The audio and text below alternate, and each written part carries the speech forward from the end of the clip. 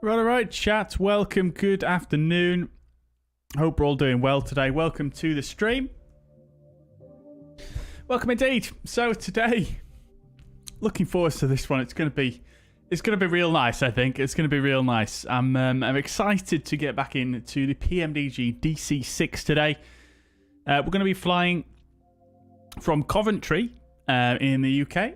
This is a flight I've been wanting to do on stream for quite some time, actually. I was waiting for this scenery to get released for Coventry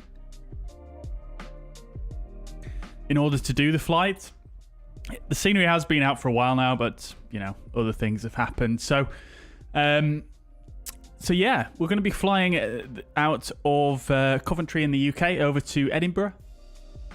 We've got the MT Scenery Design Coventry Airport here. This is a freeware scenery. It's very, very good. Very, very good for a freeware scenery. Originally, it was planned, I believe, to be a payware scenery, but I think due to time constraints, the developer unfortunately had to basically just they decided to release it as a freeware project in the end because they couldn't really dedicate enough time to it to justify it being a payware, which is extremely admirable. They are local to the airport and they have on-site access to the airport. So according to the flightsim.to description anyway, and they've been able to recreate the airport to sort of centimeter precision. It says something to the effect of on the flightsim.to page. So it is a good scenery. And we're going to be flying, like I say, over to Edinburgh. We're flying into Pyreegue Devco's fantastic Edinburgh scenery, of course. As I said, it's going to be the PMDG DC-6. We're going to be flying in the DC-6A, the cargo variant for Atlantique, who were a charter cargo airline based at Coventry, hence why we're flying out of there. And yeah, it should be good. I mean, I couldn't really find any historic sort of... Well, I could find a few, but not many, a great number of sort of historic flights by Air Atlantique. So I sort of just made this one up, if you like, this route. But they were a charter airline, so it is entirely possible they did this route at some point. I know they have done, you know, quite a few routes within the UK. and all over the world, to be fair. I actually was reading an interesting article about Air Atlantique just the other day while I was doing some research into what routes I could do. And apparently once upon a time, they actually did some operations for Lufthansa between Heathrow and Frankfurt to do some, cargo operations for them whilst some of their fleet was out of service.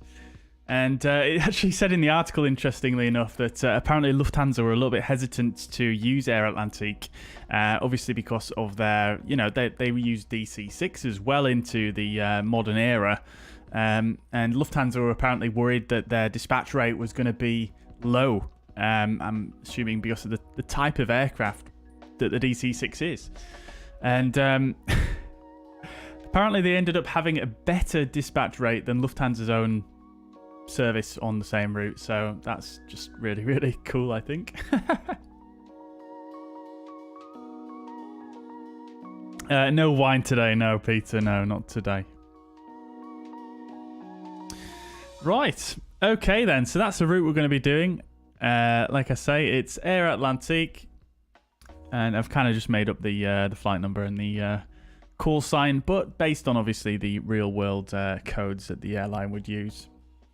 So we're here at Coventry at the moment. We'll have a quick look at the scenery in a short while, but initially we'll just have a quick run through the OFP as we normally do.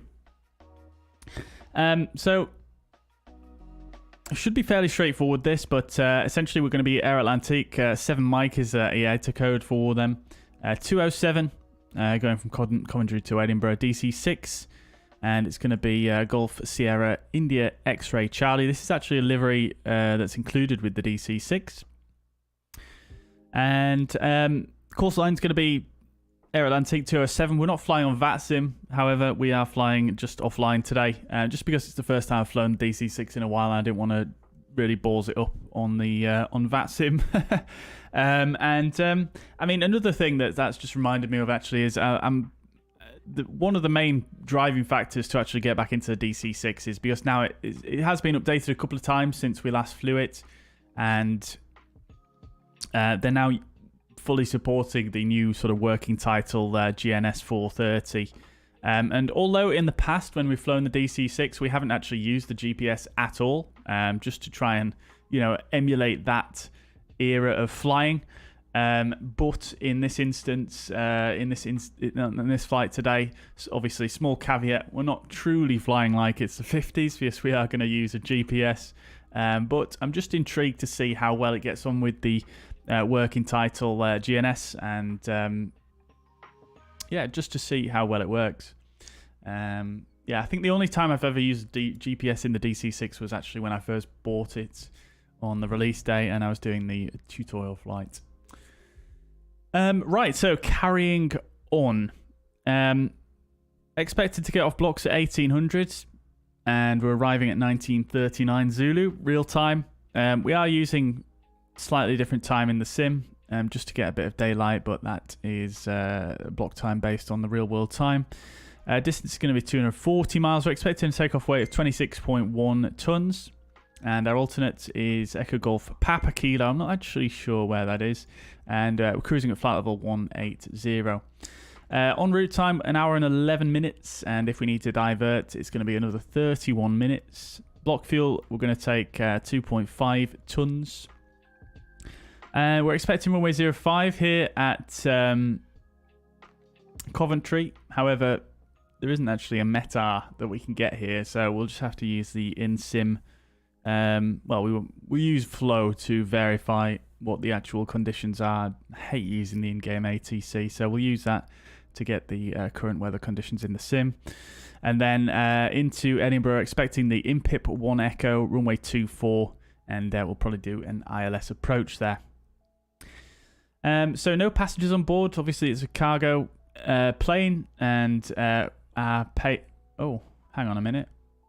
Why has it put no payload on for me?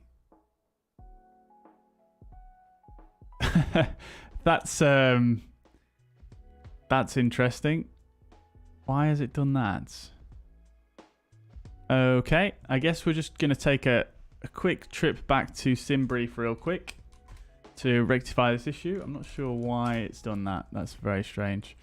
Right, so we'll just go ahead and edit our flight here. Everything else is going to stay the same except for the payloads. That's because freight is automatically selected to none for whatever reason. So we might as well we'll set it to auto. That's fine to get a figure for that. We'll generate that. Then we'll need to come back into SimToolkitPro, just cancel. And I'm going to have to reopen it. Not an issue. Okie dokies. So that's that.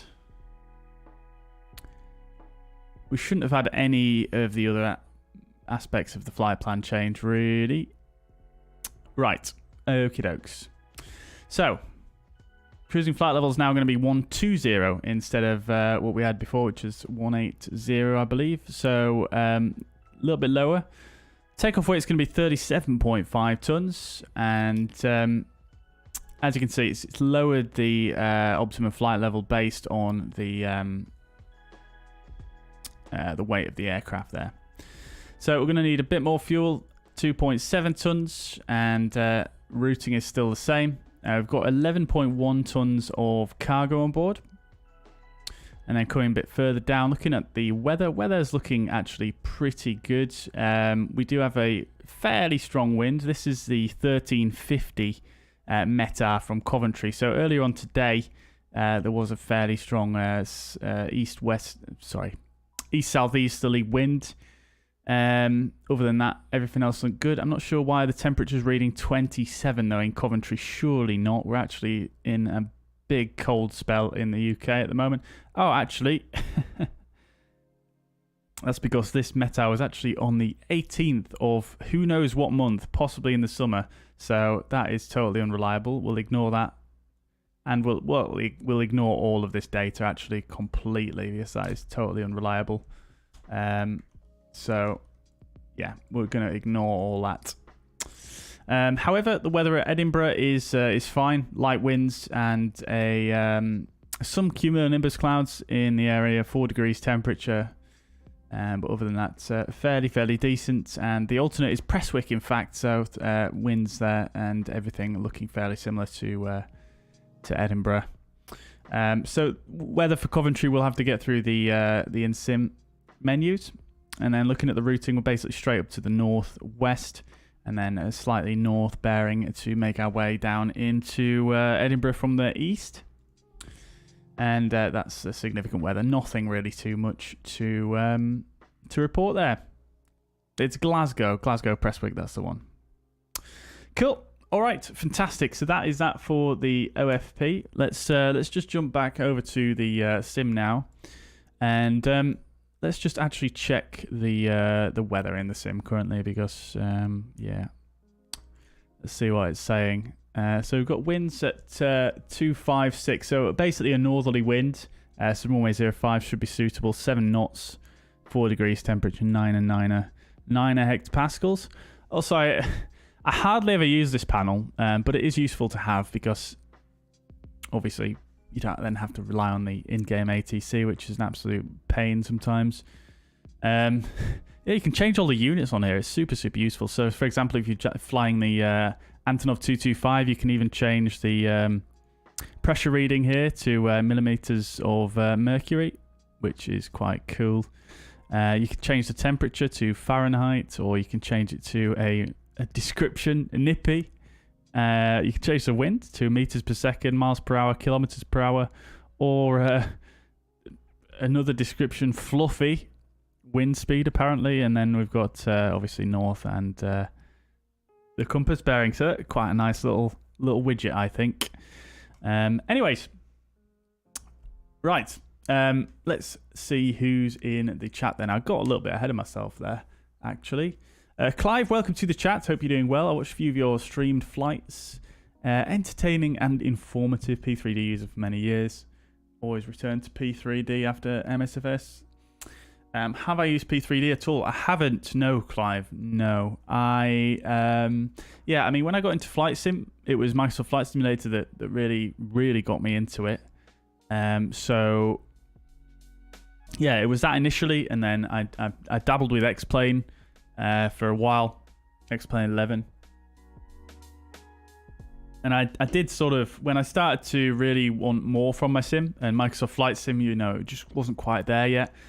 I did look at P3D because I really like the look of the Flight Sim Labs A320, and obviously the PMDG products in there as well. But yeah, I just couldn't justify spending all that money on P3D when inevitably Microsoft Flight Simulator is going to catch up. So yeah, never tried it. Commentator, welcome to the chat. Hope you're doing well. Peter's here as well. Good afternoon. I hope you're doing well. Welcome indeed. Ace Airstream is here as well. Good afternoon to you. Great to see the excellent Coventry scenery, local airport for many years. Very good. Oh, you saw the Atlantic flights in the skies. Very good. The DC-6s or other aircraft. Matrasso, welcome to the chat. Indeed, welcome. MPS, welcome indeed. Snowing at Gothenburg at the moment. Crikey. Yeah, I mean, I think we're expected some snow here in the UK as well later on this week, which should be great fun. MPS doesn't have the PMDG DC-6 though, like more aircraft, more easy to handle. Yeah, I mean, yeah, obviously modern is yeah, generally easier. Obviously, improvements made in many areas. But that being said, there's just a certain charm to flying older aircraft, especially the DC-6. The DC-6 is a fantastic aircraft to fly. It feels really nice to fly as well. It's super stable, and the sounds are just absolutely unreal. Absolutely unreal. Quizzy, welcome to the chat. Hope you're doing well. Welcome indeed. Dave's here as well. Good afternoon to you. Why not use the Birmingham Meta, which is only 20 minutes drive away? Yeah, I suppose I could do that. As well. I could, but hey ho. We've just used the direct weather at this current position, so I suppose you can't get more exact than that. Velox, welcome to the chat. Hope you're doing well. Welcome indeed. Leon, welcome. Hope you're doing well. Numa's here as well. Got a new 1080 Ti. Very good. Yeah, that'd be a nice upgrade for 1440p, that's for sure. Very good. What is this app called? Which, yeah, it's SimToolkitPro is, I think, what you were referring to there. Do you GIF? Not sure if I'm saying that right. I do apologize if I'm not. But yeah, SimToolkitPro and SimBrief. Roy, welcome to the chat. Welcome indeed. DC3 mainly. Oh, I see. Fair enough. No worries. Well, DC3 equally a stunning sight to behold. Gary, welcome to the chat. Hope you're doing well. Good to see you. Just in time indeed. You are, Roy.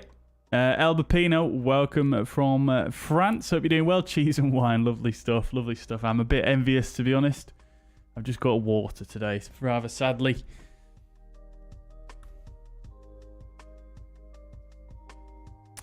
Great. Okay then, chat. So let's get underway then, shall we? So we'll have a quick browse around Coventry. It is only a small airport though, so there's not too much to look at. We've got a Parcel Force Royal Mail type depot over here, very close to the airports. If you're not from the UK, Parcel Force is like the British equivalent of like DHL or FedEx or something like that. Got an old Atlantic Airlines. I'm not sure what this aircraft is actually, or what it's supposed to be. Don't know if anyone will be able to tell me in the chat there, but it's clearly had some of its... I can't even tell whether... Yeah, I mean, it's clearly an old... Possibly, I can't really tell if it would be an old prop plane or a old jets, to be honest. The engines, yeah, I don't know. Someone in the chat will probably be able to tell me, though. Yeah, so looking pretty good, but pretty good. Got the wigwags by the runway, which is always nice to see. The ground textures are fairly decent. You've got the old runway here as well, which is now a taxiway. The new longer runway. There's loads of static aircraft knocking about, which is true to the real airport, and a few ancillary buildings. We've got the tower as well. All very nicely modelled and textured for a freeware. Some other little buildings down here. Air Park. I'm not sure exactly what that is. I'm guessing some kind of GA flying club or school or something. Air Park Flight Centre. Oh, there's even some people milling outside Airport House. Oh, wow. Holy moly. Loads of aircraft parked back here. And yeah, I mean, it's generally a really good scenery for a freeware, to be quite honest with you. One of the best freewares for an airport this size I've seen, I think, to be quite honest. Lots of little details.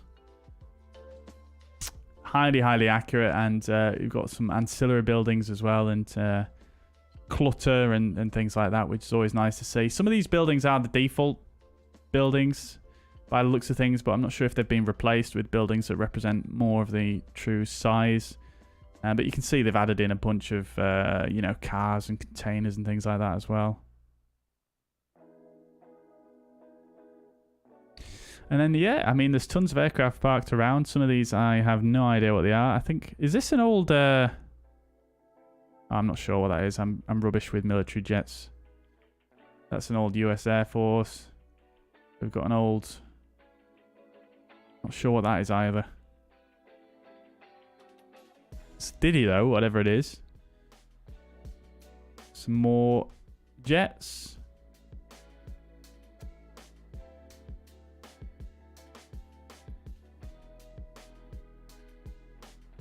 Some very interesting designed planes here.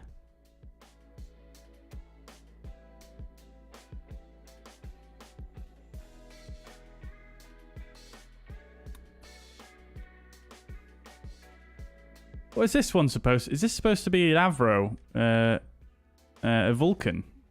It looks a bit small for that. And then look at this beast. I have no idea what that is. Oh no, there's the Vulcan. Of course. It's huge. People underneath. Oops. Just having a conversation. But yeah, loads of aircraft. Javelin it was. Right, got you. Oh, it's a Phantom. Oh, crikey. So many aircraft. Midlands Aviation Museum is a good little museum, and they have Vulcan 2 EGBE as a home and Midlands Air Ambulance. Oh, good to know. Good to know. I did not know that. So, is their facility modelled here then? I haven't really noticed it, but could be tucked away, couldn't it? Or it might not be modelled. I don't know. Now we've got a bunch more down here. This is really showing how bad my older plane knowledge is. I have no idea what these are by looks. I know what this one is. That's a DC-6. Oh, look at that. Is that a restaurant? Is that a restaurant, ASA stream? I think I read about that, actually. Oh. And that's L3 Commercial Training Solutions. They train people to fly on the airlines, don't they? The DC-6 there. Yeah, really, really cool. Lots of details, like I say. And it looks like there's some stuff going on over here as well, which is quite cool to see. It's modelled in the building works. And then way more here as well.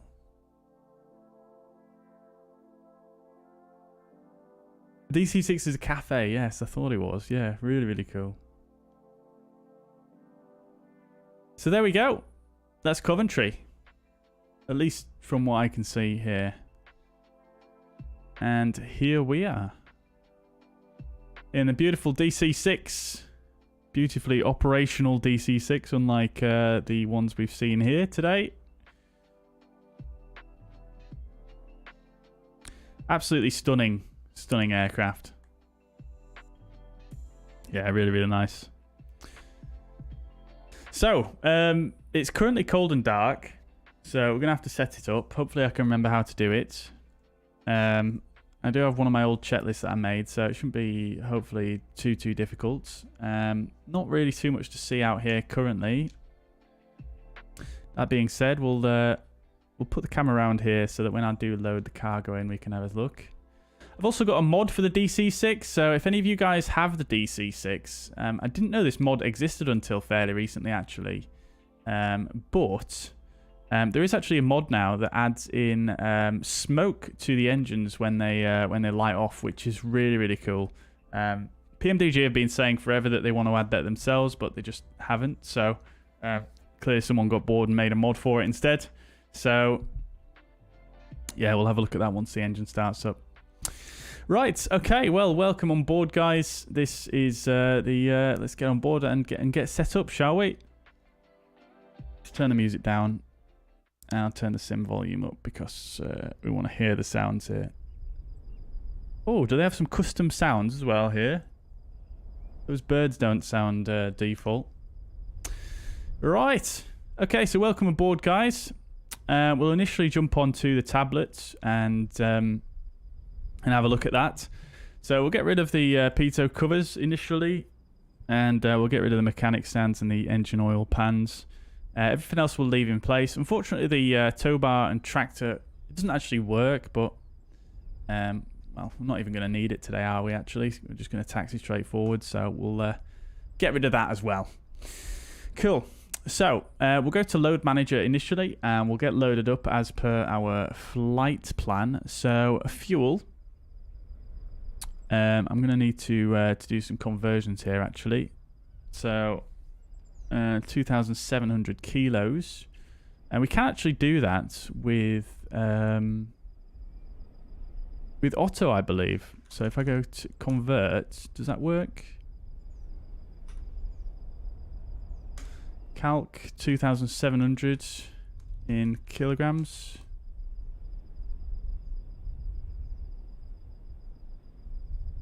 Oops.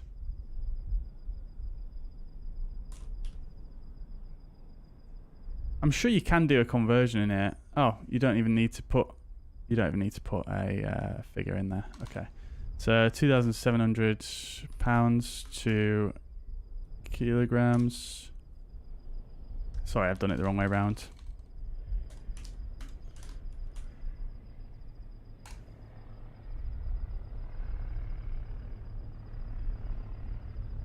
.7 mg.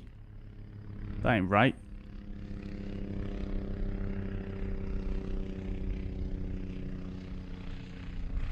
What's mg? I mean, okie doke. That looks like I'm doing it through Windows instead.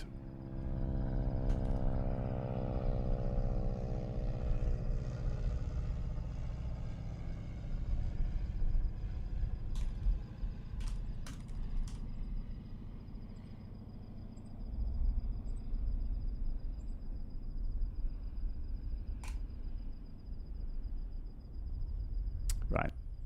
Let's just call it £6,000.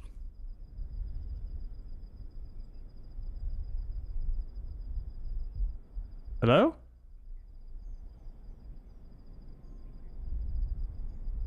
Oh, it did this to me earlier.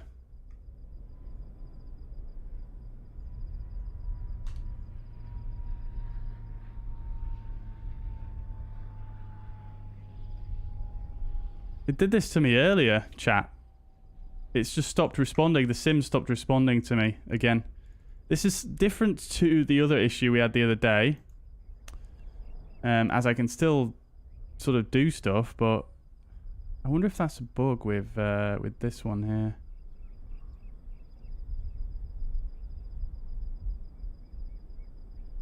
Nope. The hell, chat? Look, I can't do anything. Oh, I can actually. Hang on. As it's. Why aren't these moving then?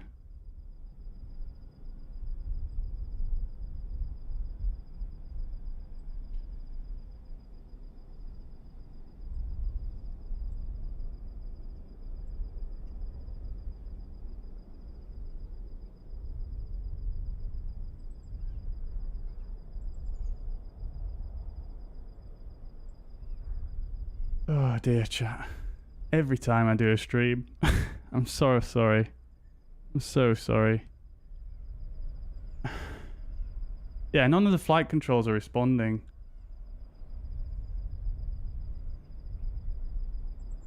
The DC-6 does have an EFB. Yes, indeed. It does, it does. Yeah, I'm not sure what's happened, chat. I can't interact with anything in the aircraft.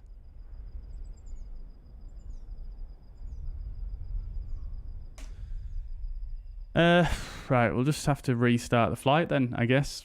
Doesn't really matter, we've not done anything, but it's just bizarre, isn't it?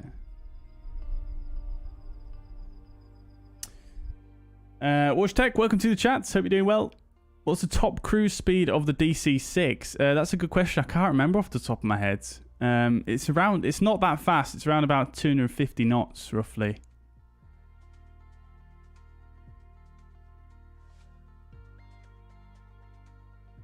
This is not the same issue as the Antonov now. No, because I can still move and change the camera, and my keyboard's responding to everything. It's just the click spots in the aircraft are just not working, which is bizarre.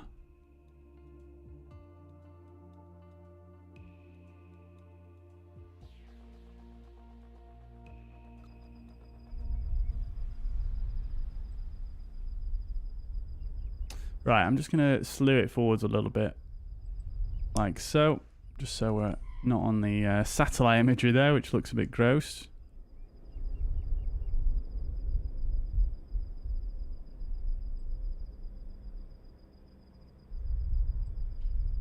Okay, so back in. From my testing earlier, I think it should work now. Let's see. Yeah, look, it works now, you see.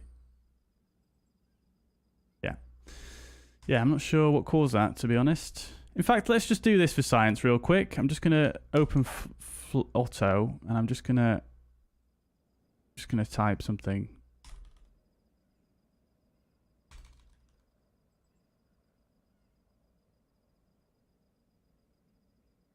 Does it not understand what pounds are? Do you hear something click then? Oh no, it still works, so I don't think it was auto. Very weird. Anyway, I'll troubleshoot that another time. As long as it works for now, that is fine with me. So, we'll carry on where we were at then. So, we'll get the chocks back in and the ground power unit. We'll go ahead and open the doors. Cool. So, we wanted £6,000.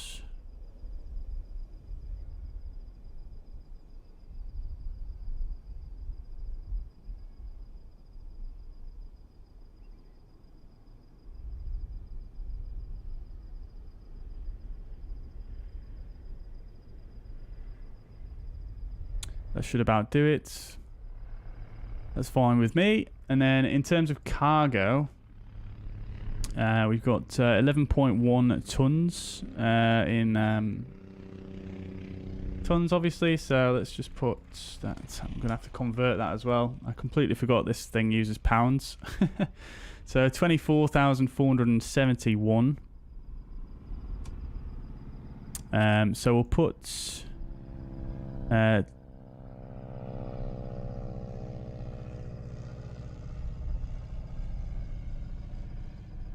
we'll put 22,000 in here. We'll put 4,000 in here.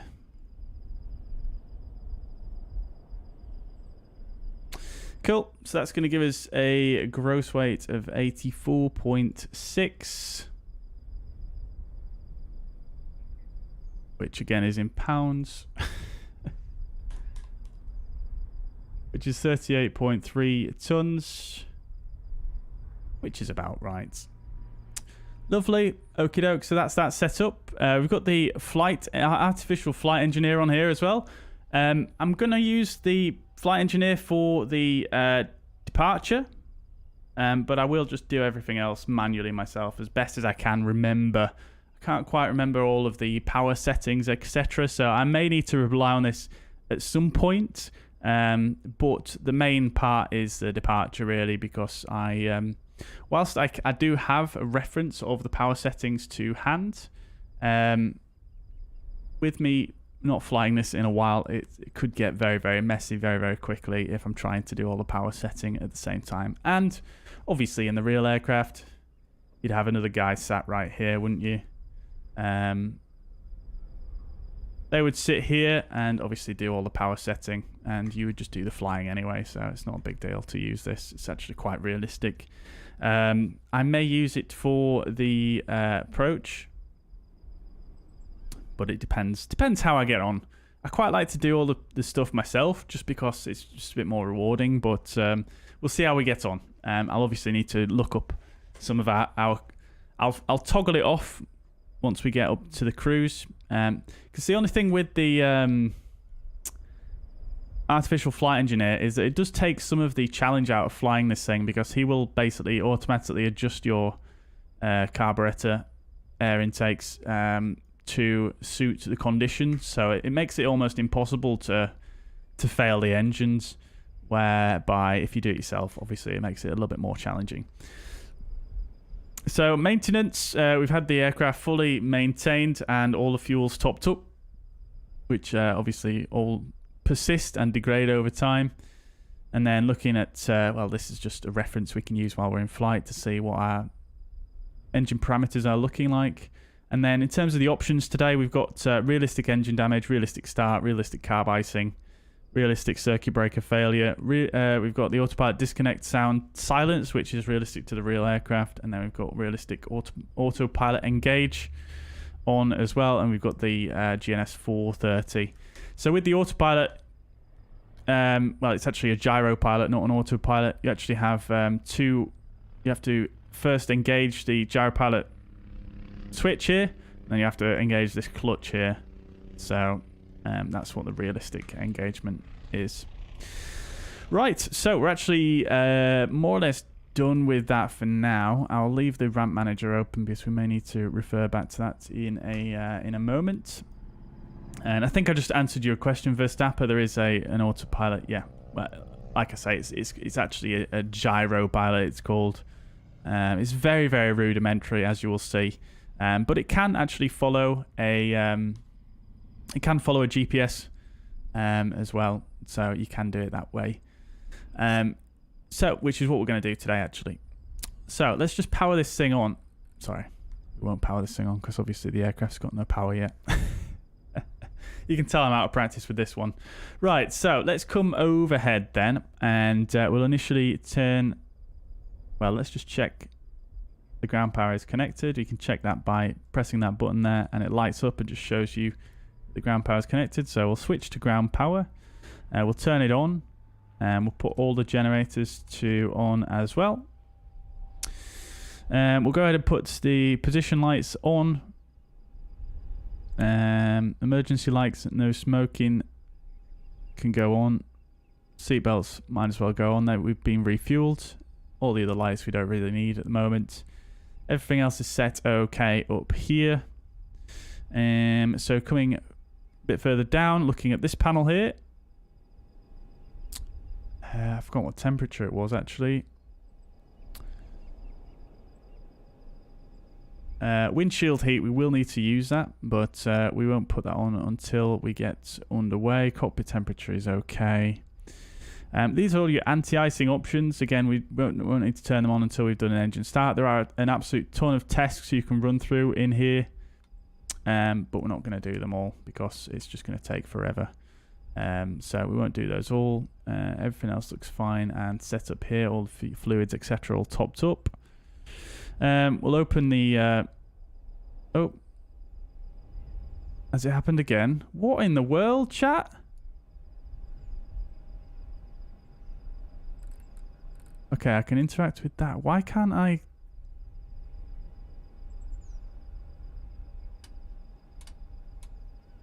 Why can't I twist the cowl flaps? I can't twist anything that's a twister. Hang on. I can twist that one. Let's see, can I set this? I can. What?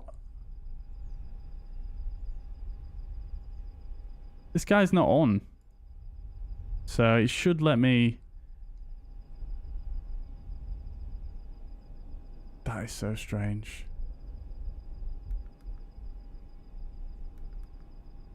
Anyways, let's see if we can crack on anyway. If we can't, we might need to use the autoflight engineer to do some operations.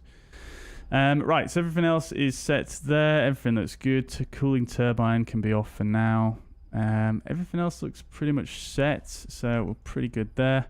We'll come in here and set the current weather, or the current QNH, which is 9er. I do like what PMDG did in this as well. You can click a lot of the knobs and just drag them, even if you're on legacy, which is just really, really nice, I think. Because, yeah, it's just so much easier. I don't know why they haven't done that with the 737.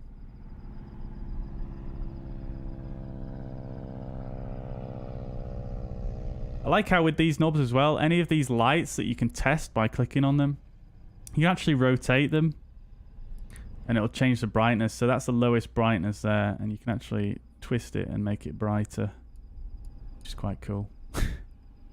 I like little details like that, as you guys know. Right, so engine instruments are all fine. Don't need to pay too much attention to them for the moment. We'll turn the main fuel tanks. I can't turn them on either. That is going to be a big problem. Anyways, we carry on. Everything is set here. These radios here, this one, this panel, and this panel, it makes it look way more complicated than it needs to be. They don't actually work at all. They're super old radios that are not used. Right, okay, so that's pretty much everything set there. Let's just check in the GPS, make sure my route's in there. I did load it through the world map, but I'm not sure if that works with this aircraft or not. No, it doesn't. Okay, great. So we'll have to plug it in through here then. So let's see if I can do that in relatively short order. I'll have to first work out how I actually put the destination, departure and arrival. Airports. Select departure. EGBE. Oh, it's actually pre-selected that for me, which is nice. Then we'll click here. We'll go to... Enter. Sorry about this, guys. I absolutely hardly ever use this thing. How do I get down to my runway selection here?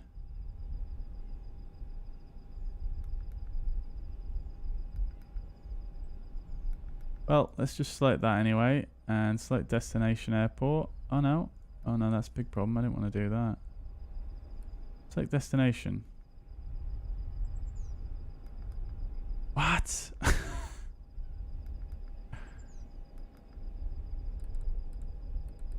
I'm so sorry about this, chat. Right. Yeah, so that's not actually doing anything there. If I press enter on select departure, that seems to be just taking me back to this waypoint selection here rather than off on the flight plan.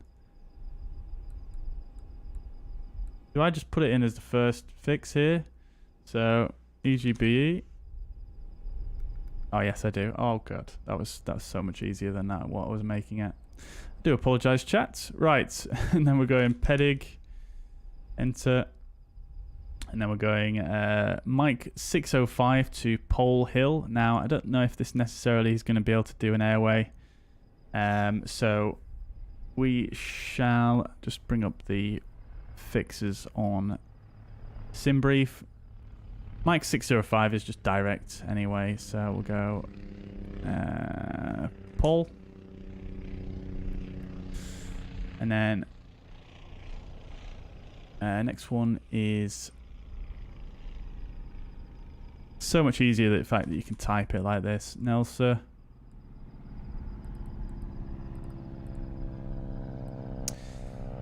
Nelsa. Rebel.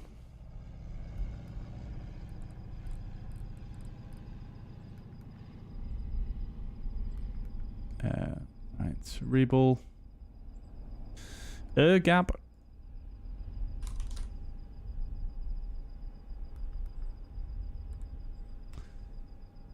Shap. Let's just check that's put it in for me properly. Gab and Shap. Great, and then we're on to the arrival. No, we're not.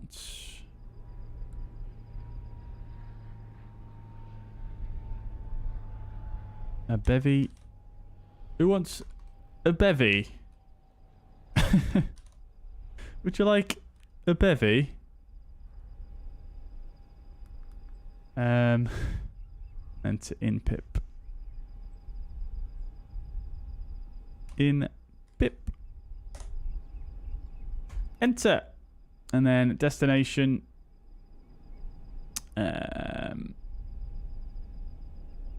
EGPH. Enter. Beautiful.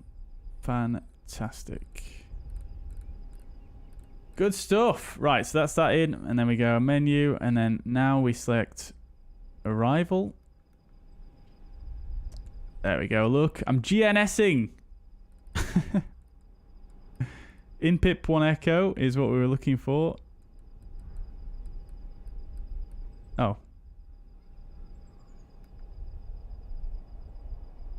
No. No. No. What? Do I need to scroll down to the bottom to select the arrival? Is that what it is? I'm sure I press select arrival. And it took me to EGBE, which is the departure. What?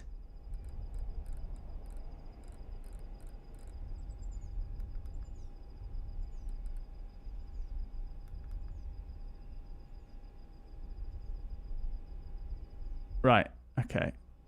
Input 1 echo. Runway 24.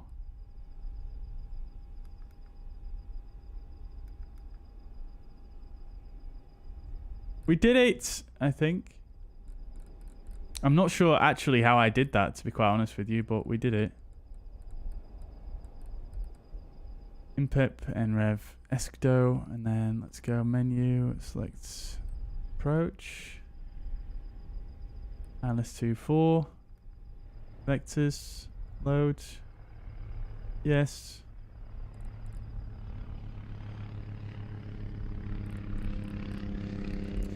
We've done it. We've done it, chats. Yeah, I think you can do it through the procedures page as well. There's multiple ways you could do it in this thing.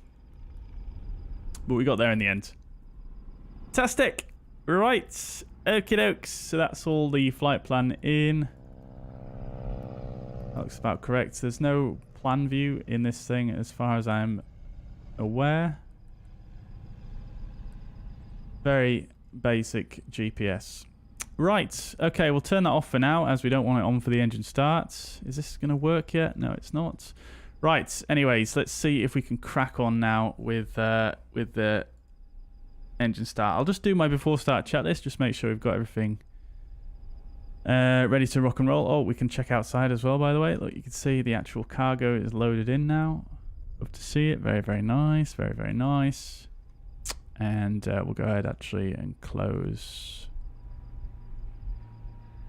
the doors.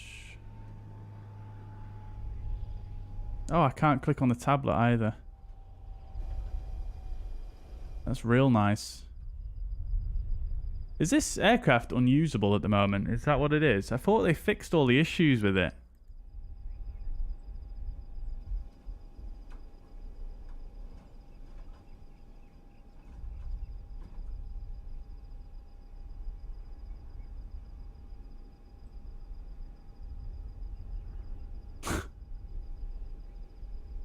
What is a man to do? I can't even do this, can I? Oh, I can do that. But it's not doing anything. Oh, no, it is. It is. Okay, fine. We'll just use the AFE for now because that's... seems to... Certain aspects of this flight seem to be completely bugged, so... We'll let him do his thing. He's just doing the before start check, so let me just check mine and make sure I've done everything. Windshield heat we should actually have on now, so... Crack that up. Oh, I can't move it. Great.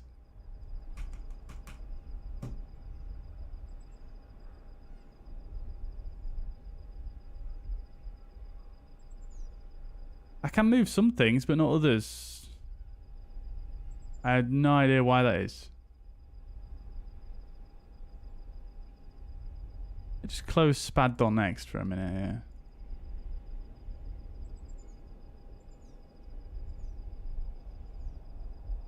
No difference. What in the fucking world, chat?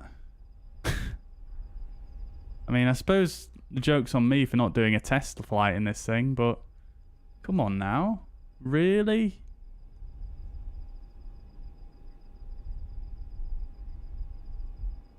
So it's closed.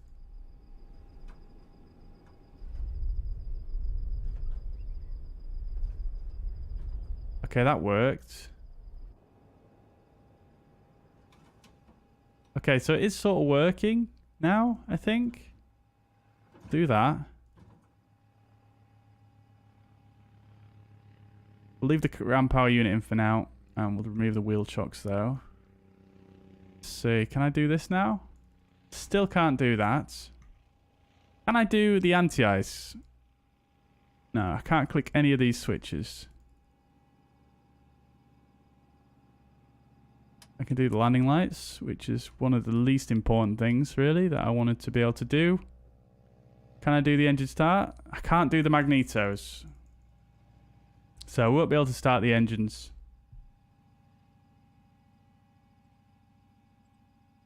I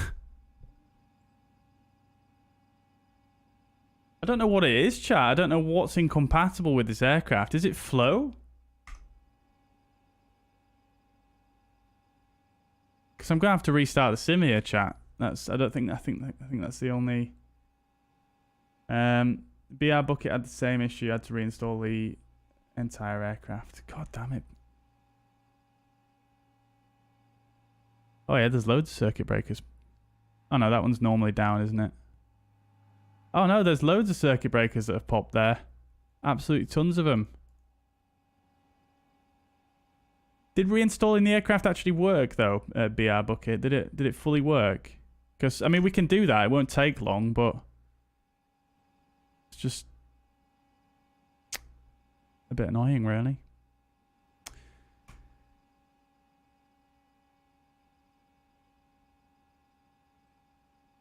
Yeah, we'll do that, chat. I think that's probably the best option.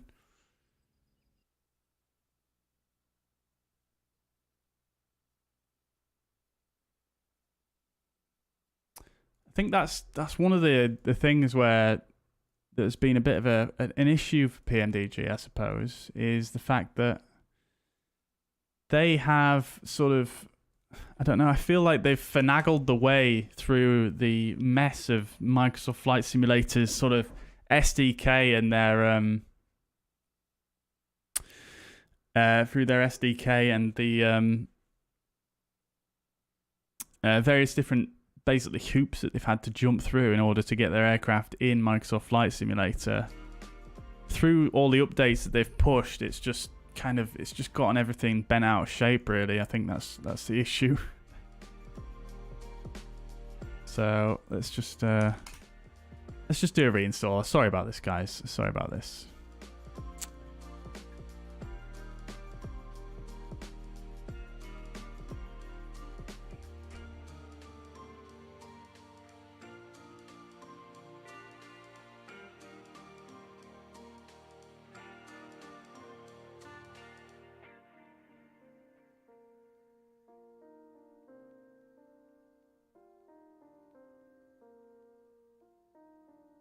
The bizarre thing about the whole experience as well is that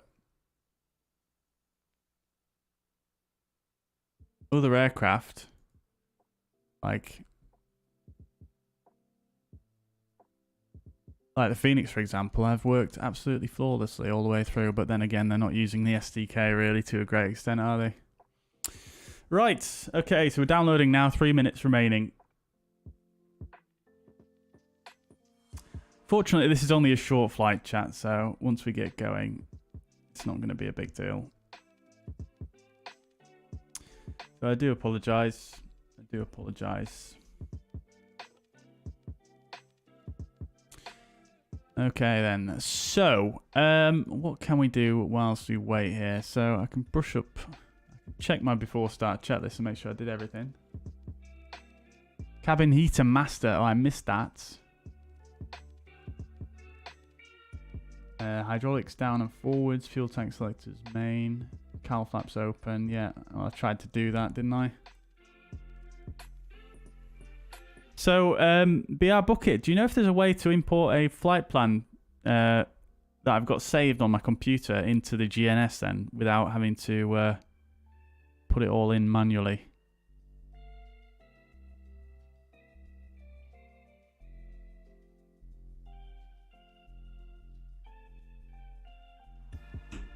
Just going to have a chocolate roll then whilst we wait.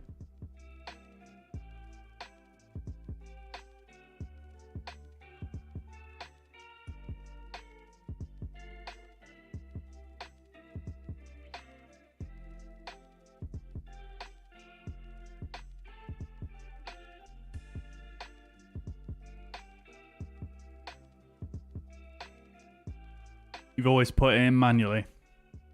Fair enough. I will I'll try load it through the world map again, but I don't think it works. Well, it said it was going to be 3 minutes, but the time to download is just increasing. I'm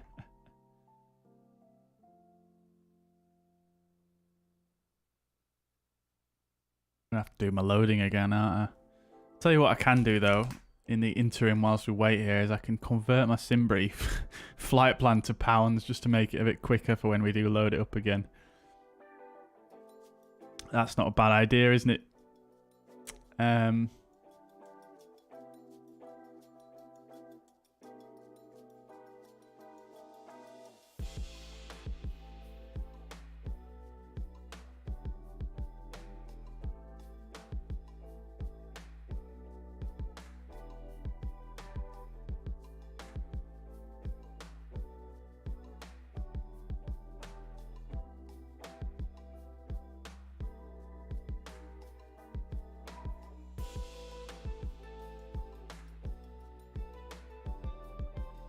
Come on now, PMDG servers. Get a move on.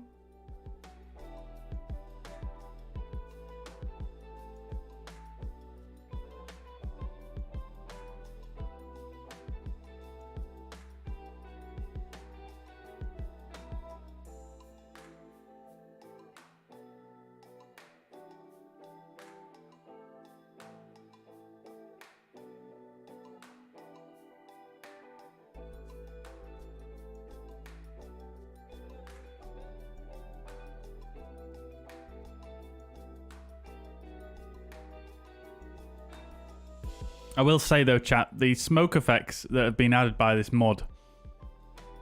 In fact, I'll show you on flightsim.to whilst we wait. Why not? Have you seen this BR bucket?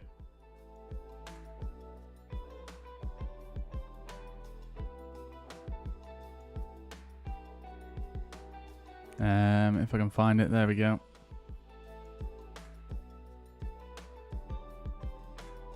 So I've got this DC-6 start. Oh, there we go. It's just finished downloading.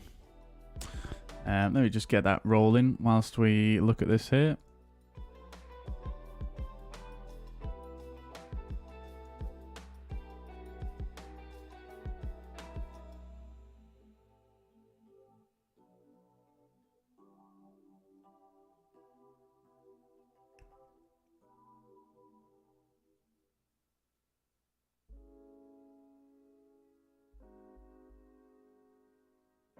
Right. Let me just put the activation key in real quick. Bear with me.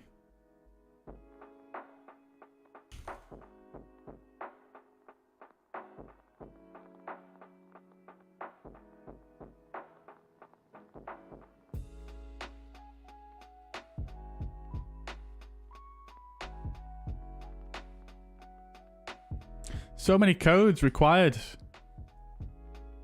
Alright, there we go. Okay, so back to the fuzz pad then. So yeah, on flightsim.here you can get this mod and it adds smoke to the engine start. It looks absolutely fantastic. This screenshot doesn't do it justice, to be honest with you. It looks so good. It looks so good. I'm looking forward to getting that rolling. Oh, it's updated Operations Center. Why has it done that? It was already up to date. Right, liveries.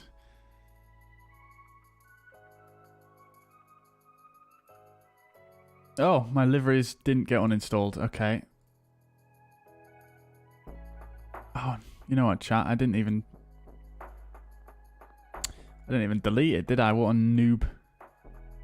God damn it. I'm just going to delete it and reinstall it again just to make sure. Sorry about this, chat. I'm such a pleb. Right, let's come back down here. Close that. We'll run the installer again.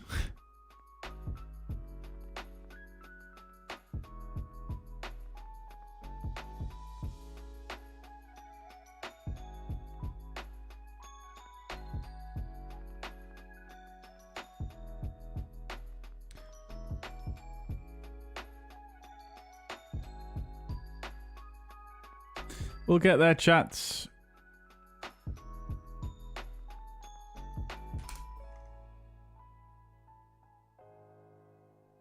Right, I'll do this again.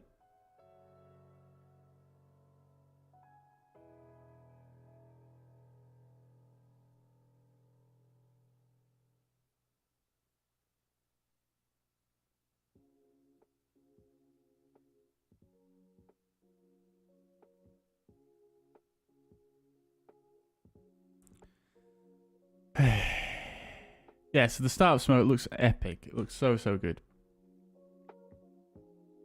Yeah, looking forward to sharing that with you guys.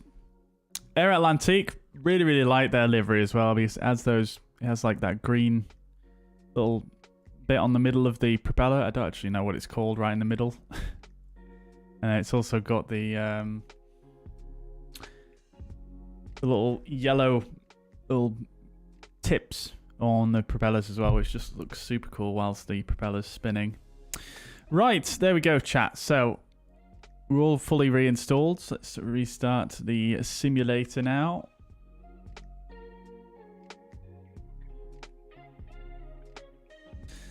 And it will likely have to go through that whole process where it has to compile the aircraft and whatnot. So, yeah, we'll have to wait for that one as well. But, yeah, it shouldn't take too long, I hope. What I'll also do is, let's just see if there is a folder for the PMDG where you can put in flight plans.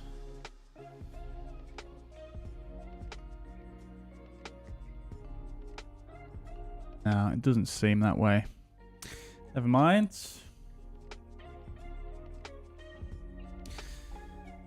Can I name some airports you consider as must-have? Oh, crikey.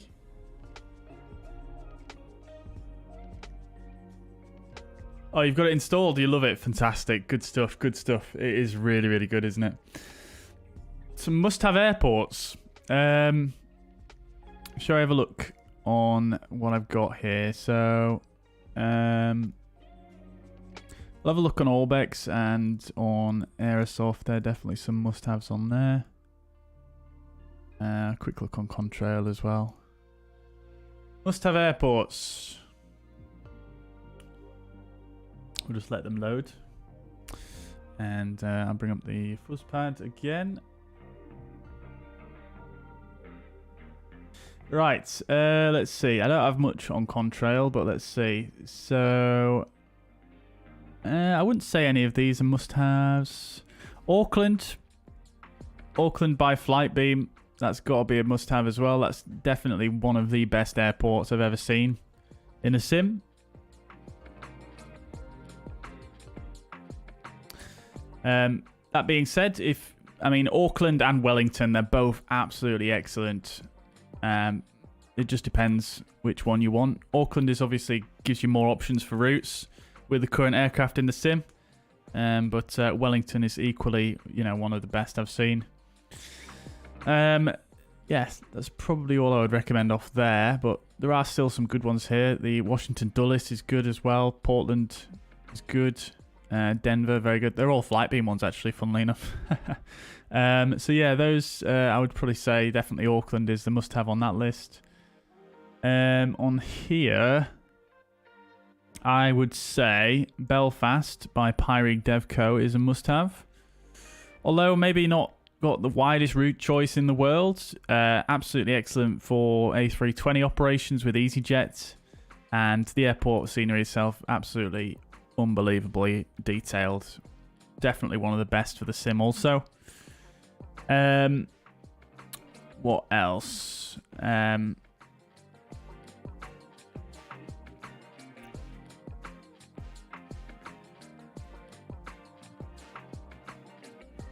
Oh, there's a few good ones here. Now, I would probably say... So, all the flight tampers are excellent. So, Athens is absolutely excellent.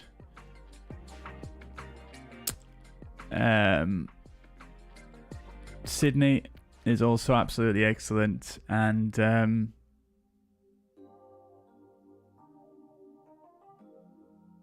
I do have Copenhagen, but I think I bought that from them directly rather than through Orbex.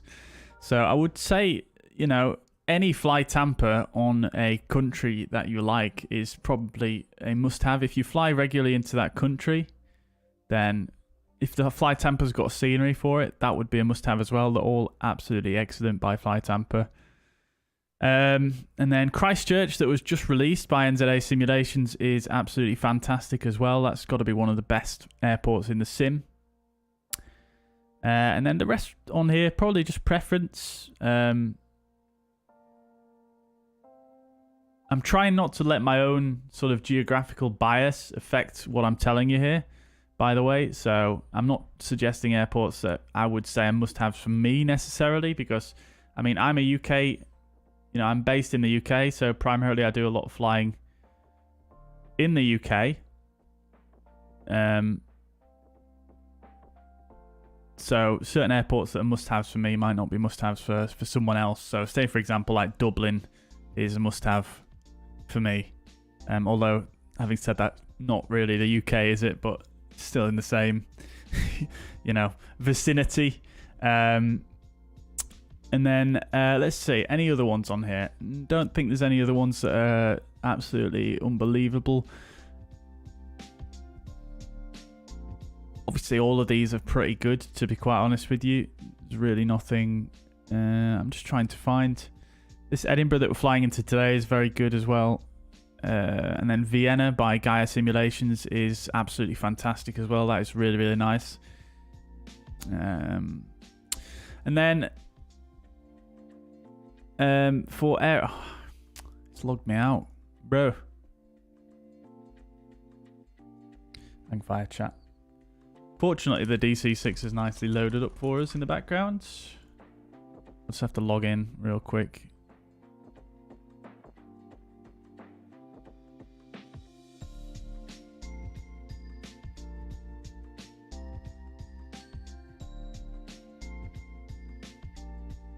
Bro.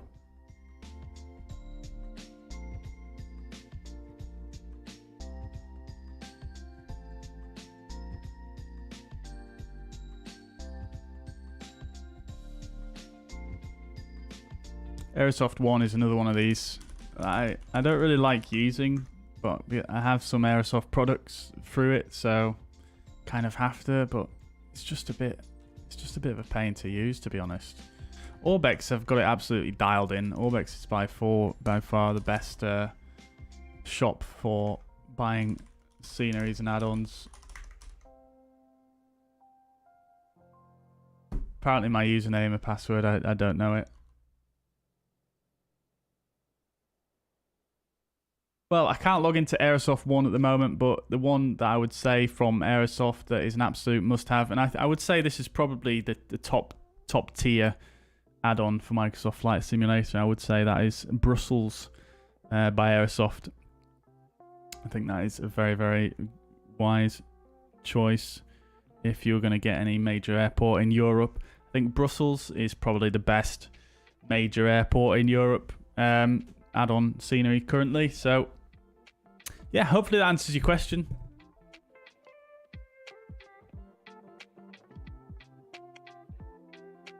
But yeah, some great ones to get though. If you just want to get, you know, a few sceneries that all work well together, that are really, really, really high quality. Queenstown. Sorry, not Queenstown. Queenstown's also a good one, Innie builds. Oh, I've completely forgot as well. Innie scene Heathrow is also fantastic. It's not quite as good as Brussels in my opinion, but also very fantastic. And then Innie scene Los Angeles, LAX, also extremely, extremely good.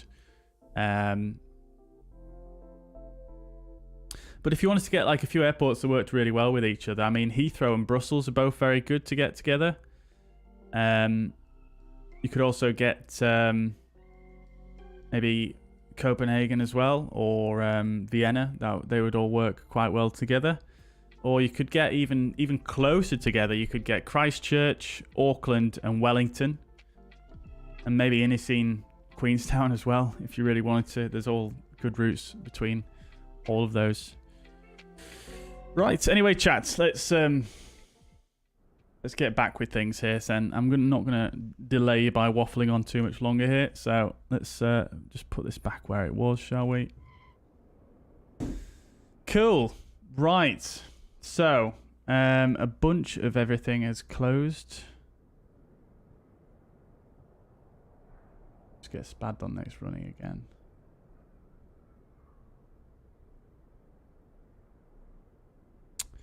That's realistic. Okay then.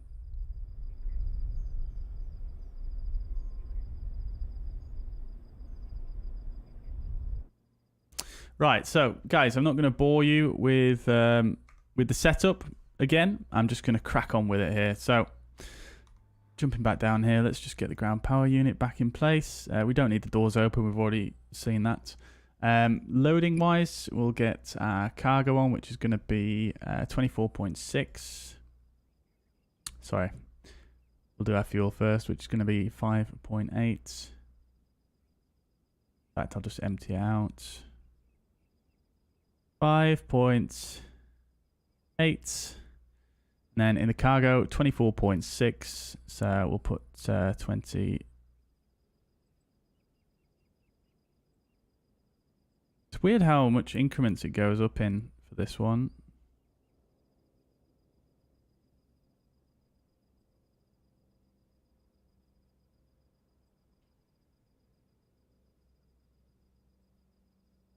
Which gives us zero fuel weight. Sorry, a gross weight 82.7. So that's not quite enough.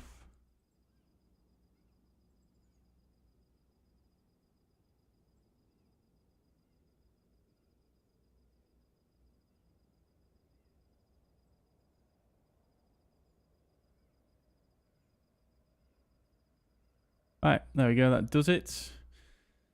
Checking on here, that's all good. Everything is in good repair. Everything looks good there. Everything's all selected as we had it before. So the settings have all come across, so that's fine. Hopefully that's not indicative of any other issues. All the circuit breakers are nicely set as they should be. These two are always down. That's fine. No issues there.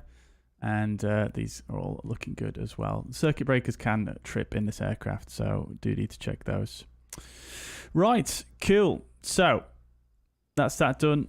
Coming up top, we'll go ahead and stick the ground power on.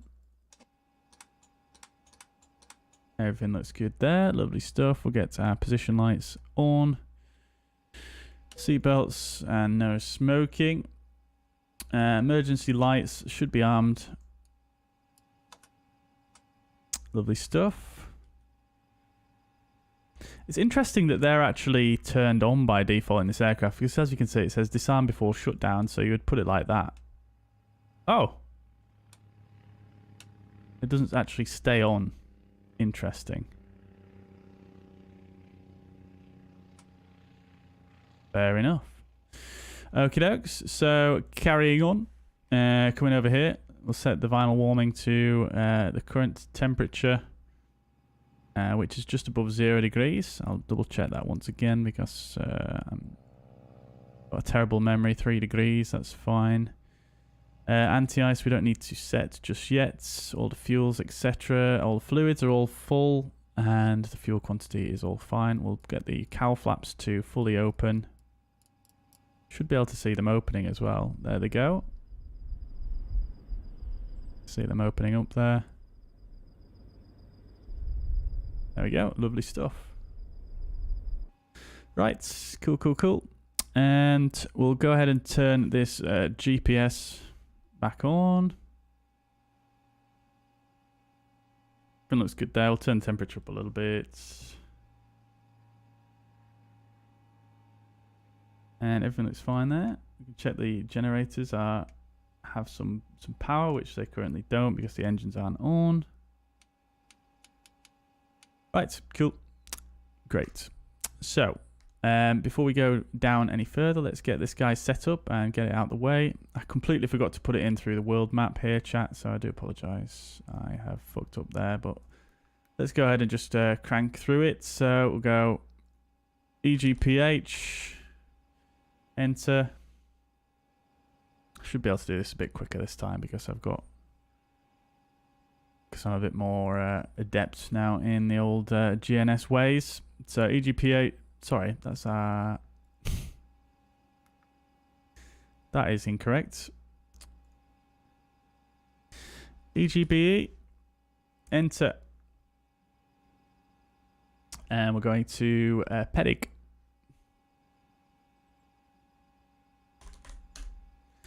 Enter.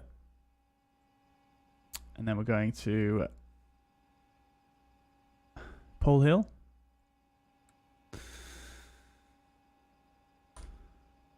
Enter.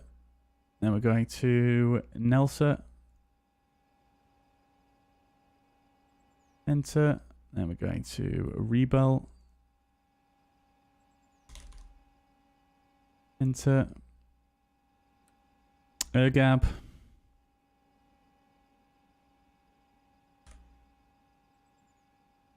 Enter. Shap. Let's just make sure that's coming in correctly. It is. Lovely stuff. Shap. And then we want to go to EGBE.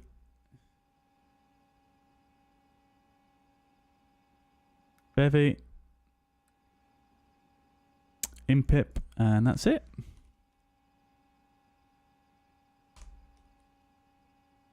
Pip. Lovely. That's everything. Great stuff. And then let's do it through the procedures page this time because the other time it just baffled me. Yeah, it's doing this again. Not sure why.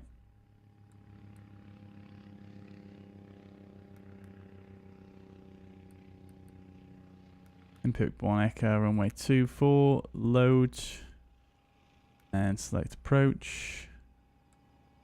And S2 for vectors, load, yes. Beautiful. GNSing. Let's go. Fantastic stuff. Okay, folks, so that's all set. We'll turn this off for now before the engine starts. And then coming further down here, let's just zoom in on this panel right here. Let's set the current QNH, which... Why is that cancelling off? 9er, 9er, 9er.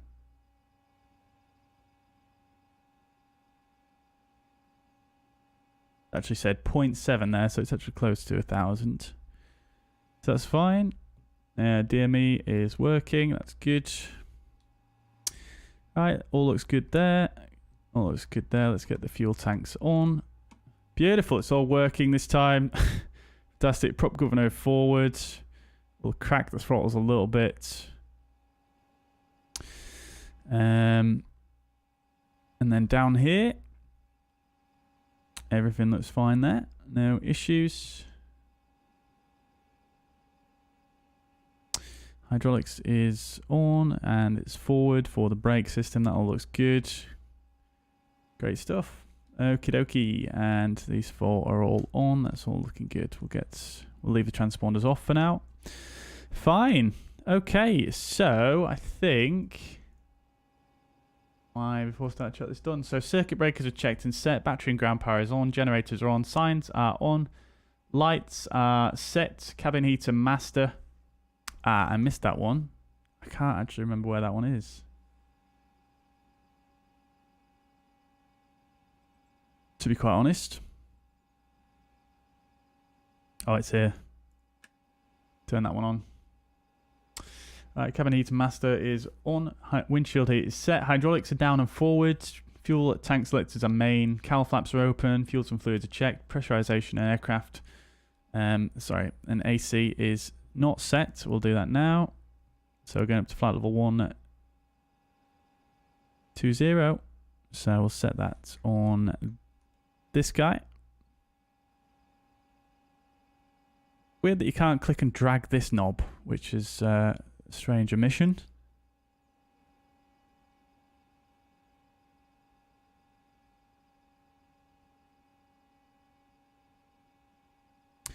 Right, that's fine. Our current altitude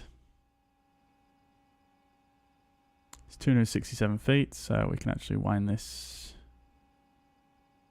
up a little bit. There we go. That should about do it, I think. Great stuff. Standby altimeter here. I don't think this one actually works, does it? You can't change it for whatever reason. Fine. Okay. Cool. So, pressurization is set. Manifold and duct pressure is checked. Radios are checked and off. Doors and hatches are closed. Where are the lights for that? These are the lights, aren't they? So they're all closed. Sorry, these are the lights. The lights are just dotted about all over the shop on this. So door warning lights are out. Seatbelts and pedals are adjusted. Throttles are set to idle. And the props are forward and 3. So set the prop governor to number 3 there. Great stuff. Okay, so we're ready for a engine start then. Not too terribly long to get this thing started up. So let's crack the window, shall we? We can go ahead and poke our head out to see the engine start here. So just to make this a little bit easier for the engine start, I do have it on realistic engine start, so it is going to take into account certain parameters. We'll put the engine selector to 4 initially. We'll put the boost pump to low on number 4. I can't remember, is it 4 first? Sorry, it's 3 first, isn't it? I'm getting ahead of myself. So it's 3 first. So we'll put the boost pump to low on number 3. Engine selector is to 3. The inverters, actually, you need to do something with those. No, you don't. Not yet, anyway. And then let's just check the fuel flow. Or do we not get any fuel pressure yet? I can't quite remember. I'm sure you did used to get fuel pressure when you had the boost pumps on, if I remember correctly. Main tanks are on. Should have some fuel pressure here on the right hand side.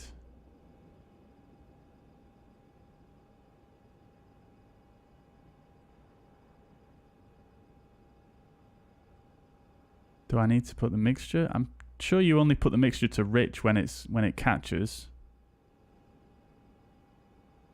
Oh no, we do have a tiny bit of fuel pressure there. Oh, do we? Not sure if that's just the needle being weird.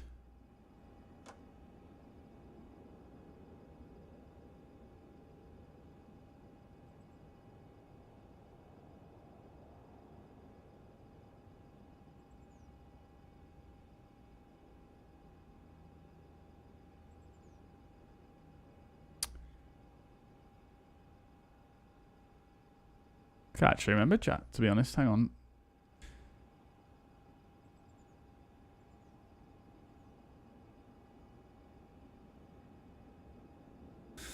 Let's just go for an engine start. Let's see how we get going here. So we'll get the magnetos on as well. Now, I think the realistic procedure would actually be to turn the magnetos on after 9 rotations of the propeller. But I want to try and show you this smoke effect, at least for the initial start anyway. So I'm actually just going to put the magnetos on initially. And I'm going to put the mixture to auto rich. Normally, the realistic procedure would be to put the mixture up to auto rich at the end of the start. So, anyways, we're going to do it this way just for the first one, just so you guys can see the smokiness. Right. 3. Flight engineer is going to count 6, the rotation. 9, prime and boost.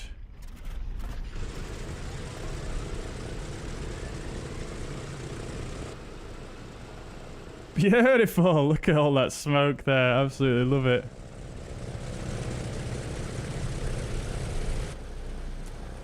It does somewhat kill your frames though, just temporarily. Right, now let's have a look at the engine indications. We'll go ahead and nudge this back, so idling around 1,000 on number 3.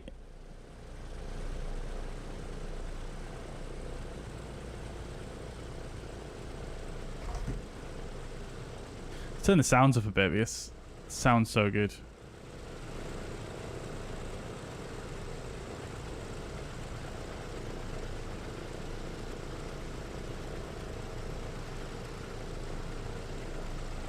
Still at fuel pressure rather bizarrely.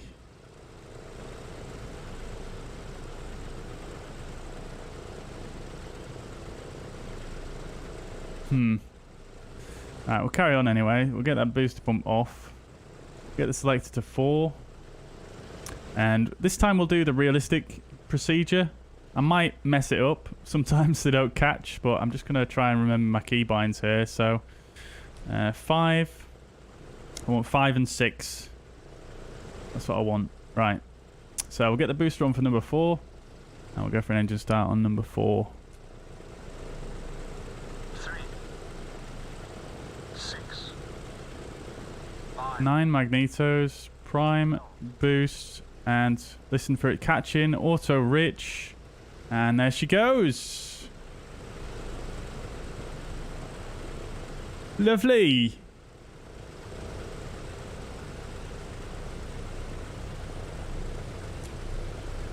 Lovely job. Yeah, I'm not sure why we're not getting fuel pressure, Chris. It's rather strange. Or the oil pressure, actually. Yeah.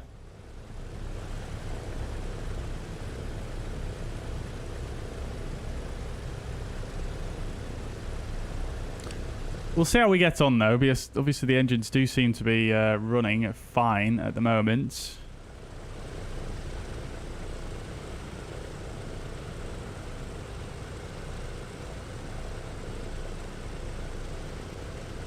But that is very strange.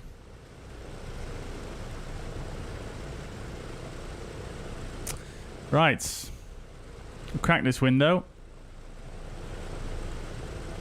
Unfortunately, I've not had the time to do any real adjustment to the cameras in this aircraft, so I'm stuck with the default ones.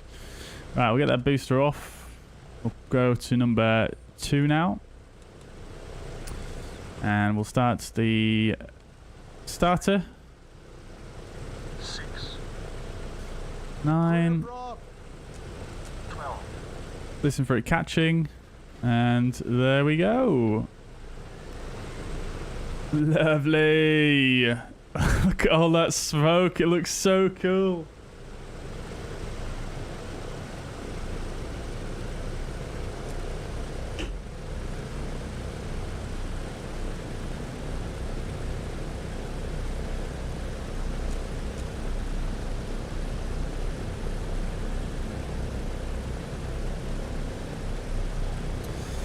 Alright, we can probably bring the RPMs back on that one a little bit as well.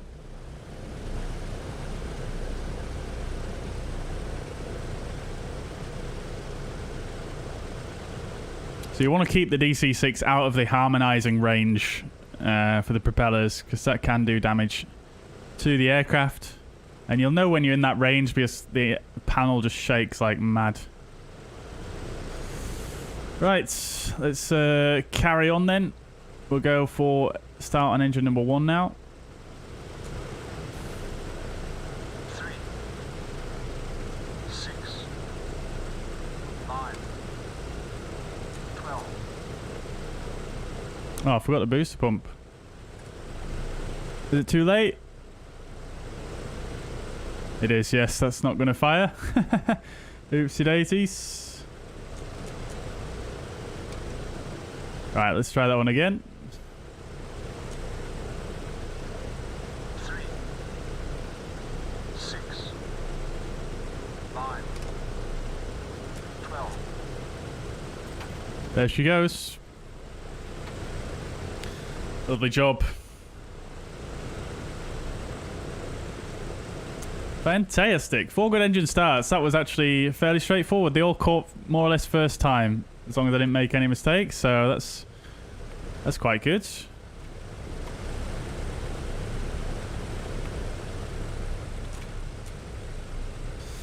Right, let's look at the engine instruments now. Fuel pressure and oil pressure still not coming up. These lights have gone out, though, to indicate low oil and low fuel pressure is no longer a thing, but they don't seem to be going up at all.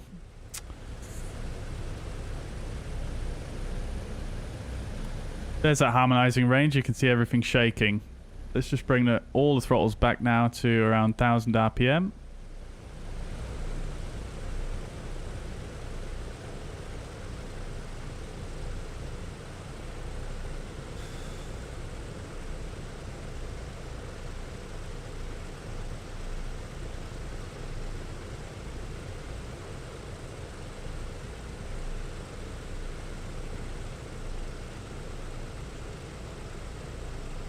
You can see there's a little bit of a split between the engines as they warm up. Everything looks good though. Everything's in the green. Right, so let's just come back here and just check the circuit breakers and make sure nothing's tripped regards those instruments.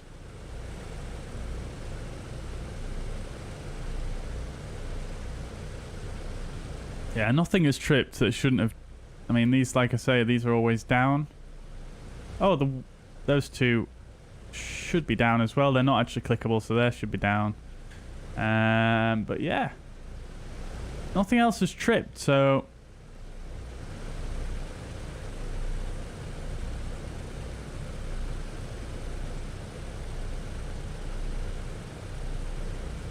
not 100% why we're not getting any indications on the fuel pressure or the oil pressure. Very strange. We do have this flight instrument power failure light on. Have I forgotten a switch somewhere, maybe? Maybe. Let's get the radios back on now then, anyway. Let's see if we can fix this. Wrong one. There we go. Turn the volume down. Right, so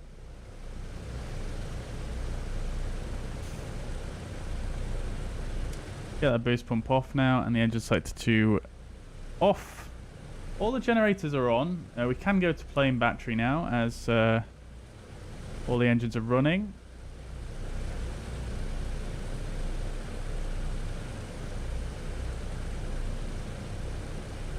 Beacon light I forgot to turn on, of course. Never mind.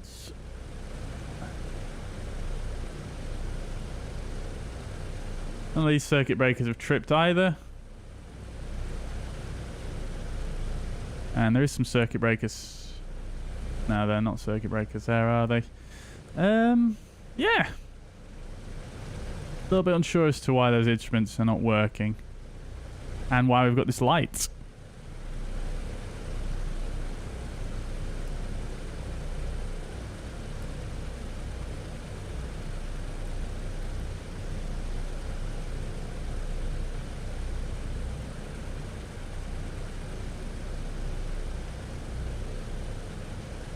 Right, that's on.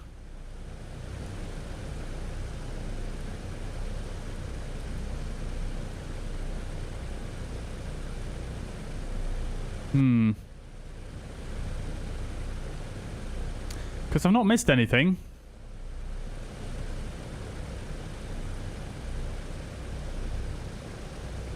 We're on the main tanks. We don't have any fuel in the auxiliary tanks. Mains.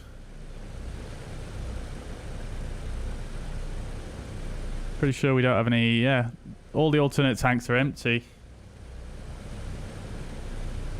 So rather bizarre.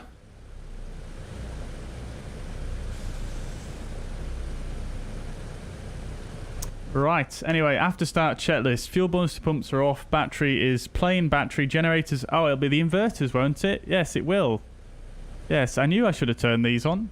These are not on my checklist. Should have really added those. That'll be why. So we want to have one on, and I think you put them opposite like this, and then engine instruments normal. There we go. Oil pressure we have now. Fuel pressure still not showing, but this light's now gone out, so that's good. Yeah, I can't remember which way you do the inverters. I thought that you did it sort of... So one was on and the other one was... Let's just see.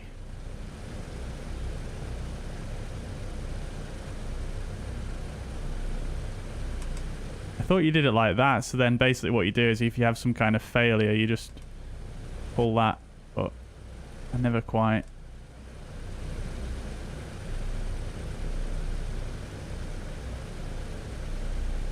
Never quite worked out what the procedure was with that. Let me just check the POH real quick.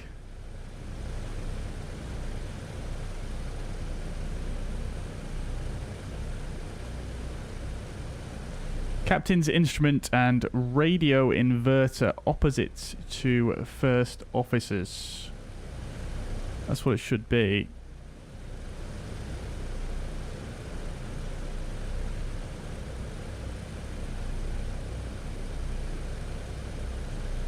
So you have them both on actually, don't you? Because then the number one feeds the captain, number two feeds the first officer, so that's opposite. I assume that's what it means. Right. So, got it. Still not sure why we're not seeing fuel pressure. But we've got oil pressure now, so that's good. All the other indications looking okay. Carb air temperature is a little bit almost within the icing range there, but I think we should be okay for the carb air temperature actually, to be fair. We might not need to heat it up at all because we're going to climb out and it's just going to get colder. So I think we're going to be okay there. Oil temperature's all in the green. Oil pressure is just slightly above that red band there. So that should be okay. Water we're not using. And cylinder head temperatures are just below the green there. So all looking good. Very nice. Right. So after start checklist we have done.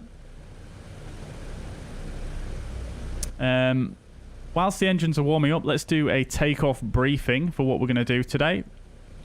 So, jumping over to the fuzz pad. So, we're deporting Coventry, UK. This is a 10-9. Should be fairly straightforward for the taxi out. We're basically just going to taxi forwards here and then down Alpha on to the runway and backtrack runway 05. And we'll spin around for a takeoff on runway 05. And then for the departure, there's no SID to fly here. So basically, we're going to just let's just zoom in here. Yeah, so basically going to depart out here to the northeast. And then basically what we'll do is we'll just take a left turn and intercept the inbound course to Pyreegue. And then we'll proceed en route to Pyreegue. So it's basically just a left turn. So that's it really for the departure. So just to refresh my own memory really on the speeds for the takeoff. So the rotation speed is about 100 knots. There's no real rotation that you want to do in this aircraft. You want to keep the attitude fairly level. Just a slight pitch up. Initial climb speed is going to be around 130, 140 knots. And then once we get to about, roughly acceleration altitude, The auto-flight engineer, which is what we're going to use for the takeoff, he's going to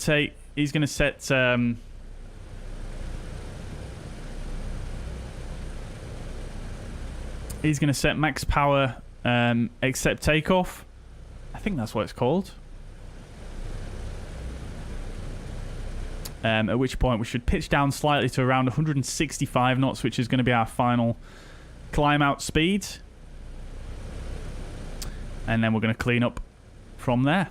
I'll try not to forget to bring the gear up. But that's about it, really.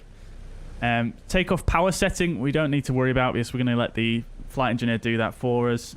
That's the only part we're going to let him do for this flight. Right. I think that just about covers it, chat.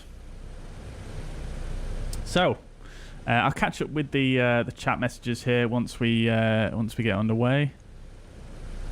Do you use kilograms or pounds in SimBrief? I always left it in kilograms, but I know it's DC-6 to be pounds only. Yeah, I mean, I just change it depending on the aircraft that I'm configuring for. To be honest, yeah, I mean, obviously there's an option right there on SimBrief. I have it set to kilos by default because I do most of my flying in Europe, which is obviously kilos. But for other aircraft, I'll just switch it over to pounds. Yeah, that's what I did today. I mean, I forgot to do that initially, but I did remember eventually. Oh, Gadget FPV, welcome to the chat. It's been a while. Hope you're doing well. Last 3 streams of the DC-6, falling in love with it again. Very, very good. Very nice. Well, we had a bit of a shaky start, unfortunately. Due to some strange issues that we had with click spots not working, but it seems to be good to go now. So let's get rocking and we'll get the transponder on. There's 2, so we'll make sure they're both turned on, and we'll taxi on out here. So there isn't a taxi light in this thing, so we'll just turn the landing lights on. Position light can go to flash. It isn't a strobe light, it's literally just a flashing light on the back, so it's not really a big deal to have that on. We might as well stick the boost pumps to low as well just before we start moving, because it's such a short taxi.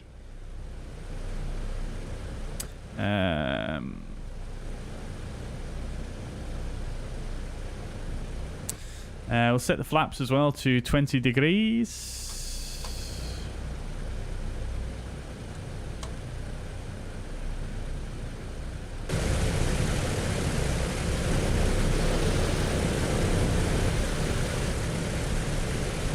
Absolute beastie flaps on this thing.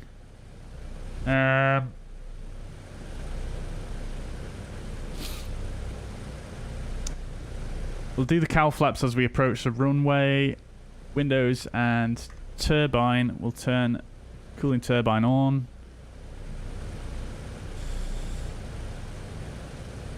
Beta heat on, and we'll release the gust lock.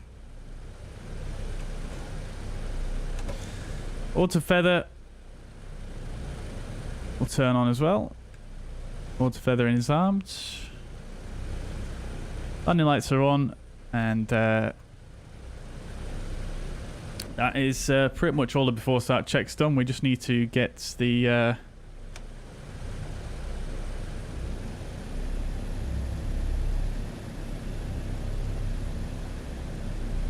just need to close the cowl flaps up a little bit once we just before we do the takeoff. Right, off we go, chats. Off we go, finally.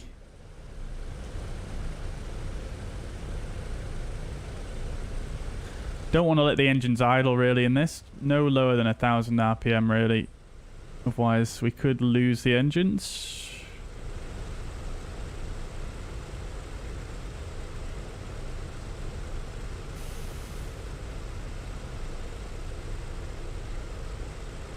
We're not on VATSIM here, so we're just going to go for an immediate lineup.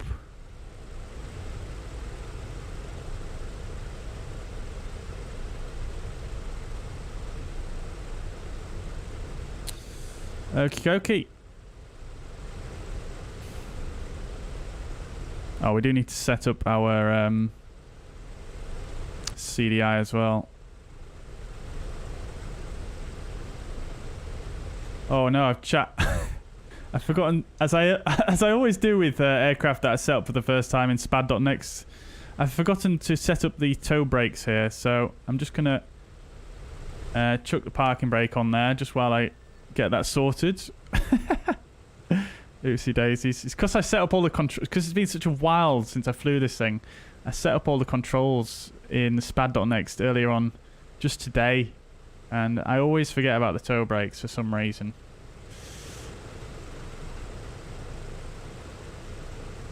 Only takes a few seconds, so fortunately we can use the default axes.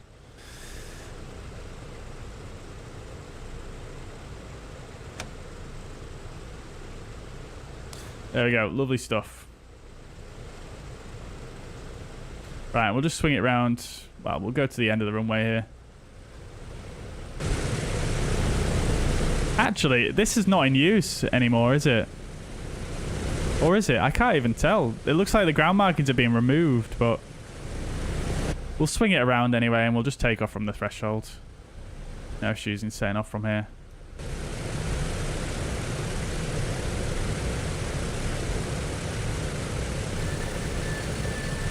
Squeaky brakes.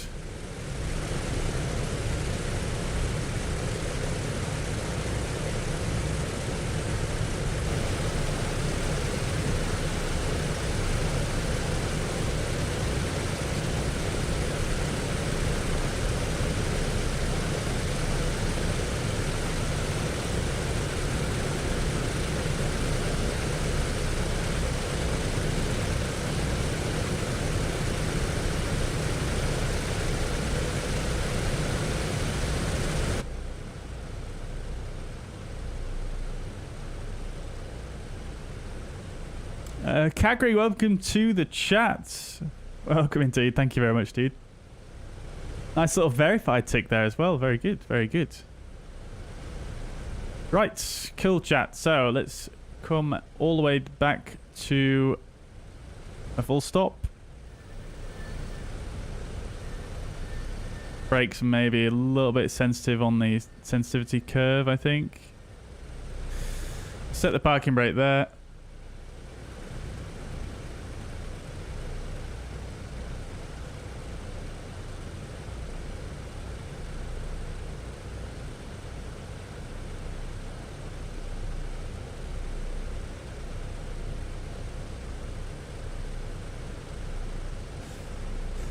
Right, cool. So I just need to bring the cowl flaps to 4 degrees. Check the engine instruments, make sure everything's okay. The cylinder temperature is definitely going to rise here.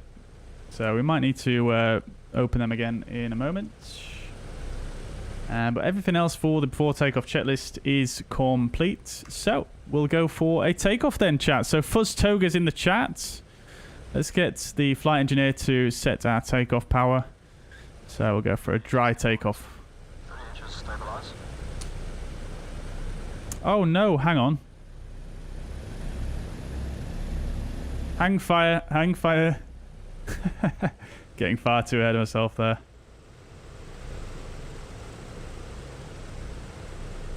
Right, CDI I didn't set up, did I? Yeah, you used to be able to toggle it with this, didn't you? There we go, GPS. Great stuff. Okay, so that's what we wanted. No vertical component, that's fine. Right. Lovely stuff. Over to you, Mr. Flight Engineer. 3 inches, stabilize. 3 inches, stabilize. Fuzz Togas.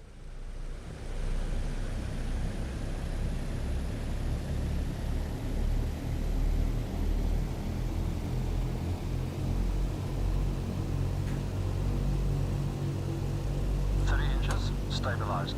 Flaps were set too high. Cowl flaps set. Full power, please. Going full power.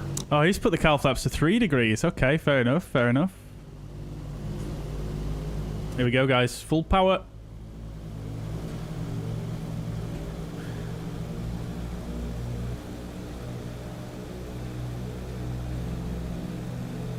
Full power set. Full power set, let's go.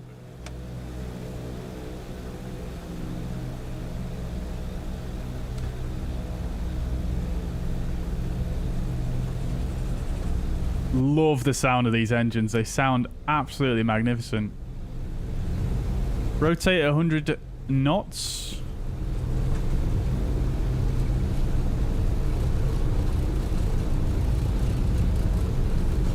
And here we go. 100 knots.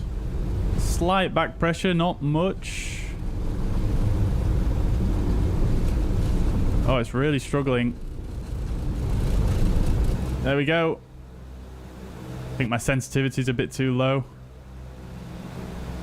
Right. Positive rate. Gear up. That is low. Crikey. Let's pitch for about 140 knots initially. And we'll start taking that left turn. Just with a very, very shallow bank here. Whilst I get established on the climb. Meter power. Setting meter power, 48 inches, 2600 RPM. Okay, he's already setting Mito power, so we'll just hover around this speed. That should be fine. Mito power is the max accept takeoff power, which I was talking about earlier on.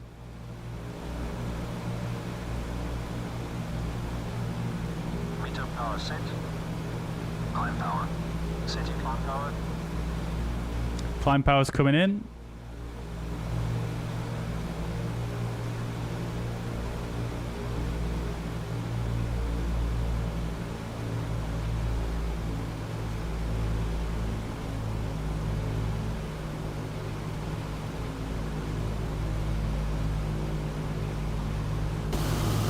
Woof.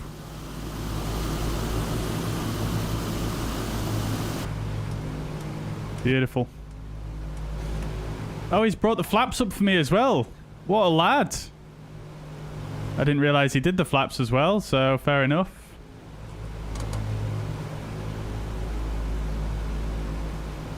So we're aiming for about 165 knots now. It is so easy with the flight engineer. Holy crap.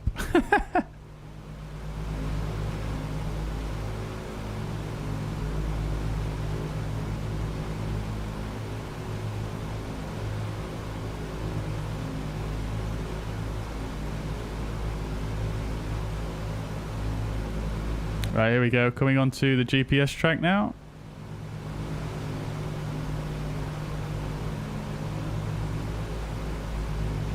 There it is.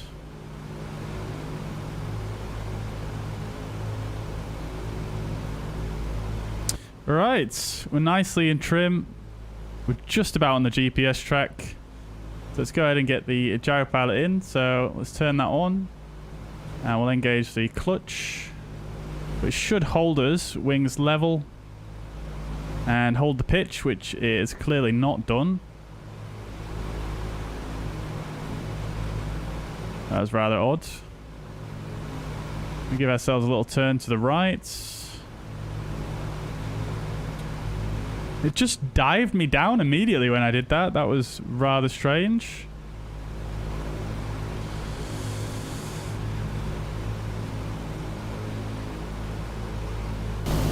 Off we go though, chat. Look at that.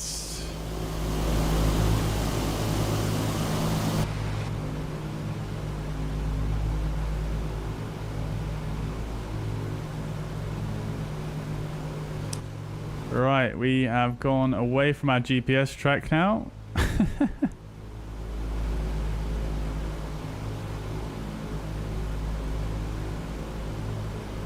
Oh. Has it disengaged? It doesn't want to turn for me. That's rather strange. Anyways, I think what we do is we disconnect, and I'm just going to have to manually fly us back onto our GPS course. I'm not sure what happened there with the autopilot engagement. Really shouldn't have done that. It should have held the pitch that we were currently at, because we were nicely in trim, and it should have just stayed there. very, very sloppy. And we lost a ton of speed as well. We gained a load of speed and then it overcompensated.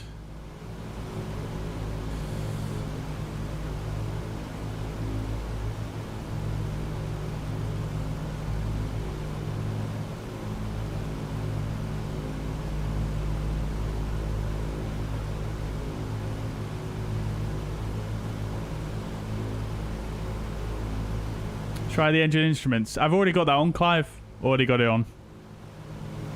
That resolved the oil pressure, but the fuel pressure I'm still a bit lost on.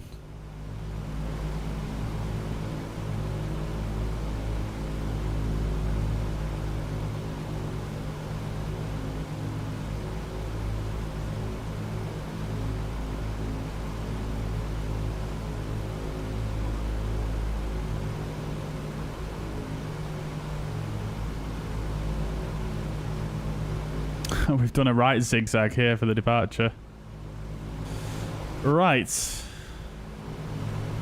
I've got other tasks here to do now, so hopefully...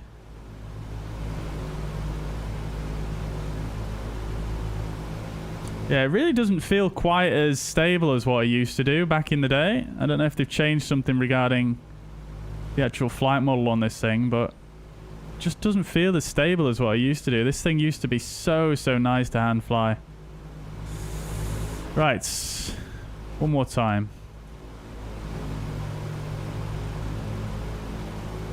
Yeah, it's done something very strange there again, but we should be able to deal with that.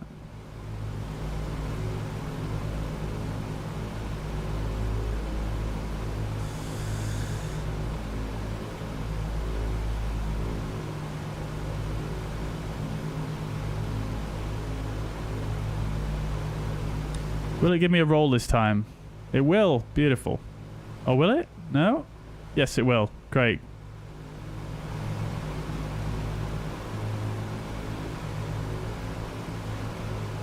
Not really, though.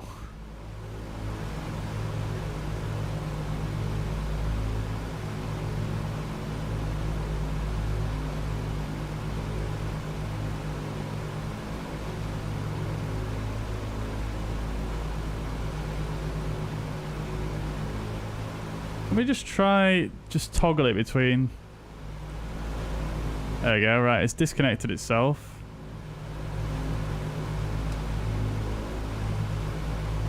That's fine. Yeah, it just won't put it into a turn for me.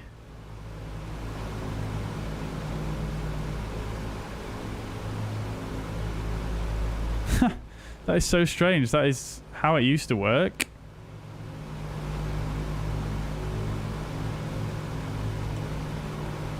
Very bizarre. Right, so let's turn ourselves then.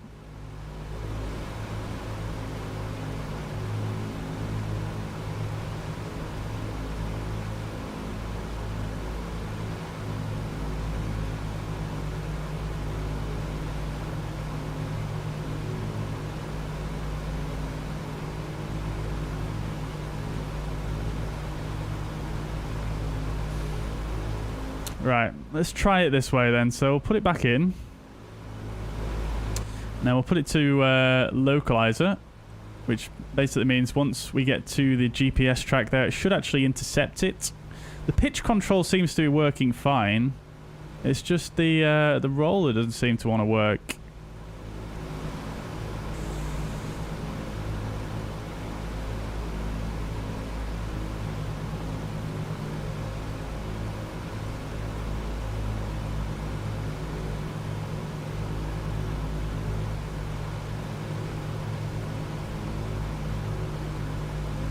Very strange.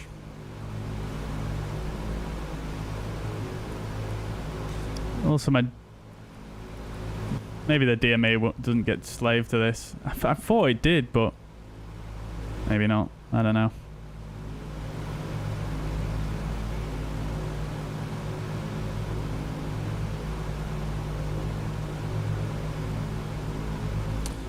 Right, so nice and stable in the climb now. All looking good. Let's have a look at the engine instruments. Carb air's looking fine. Oil temperature also fine. Oil pressure fine. Fuel pressure still not working. Fuel flow not working either. Everything else seems to be working okay. Right, here it comes, the GPS track coming in, slowly. Just going to recycle this just in case, because it is a bit finicky sometimes in capturing localizers, etc. in this aircraft.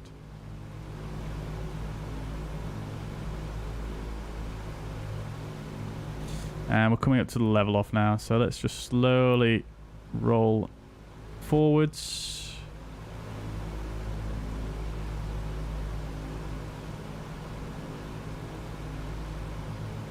And it should capture the GPS course now and start turning left.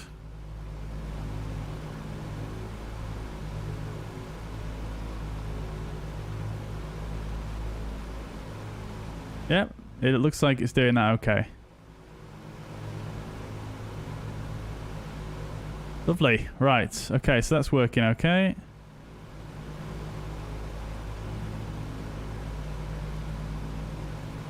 Just focusing on the level off.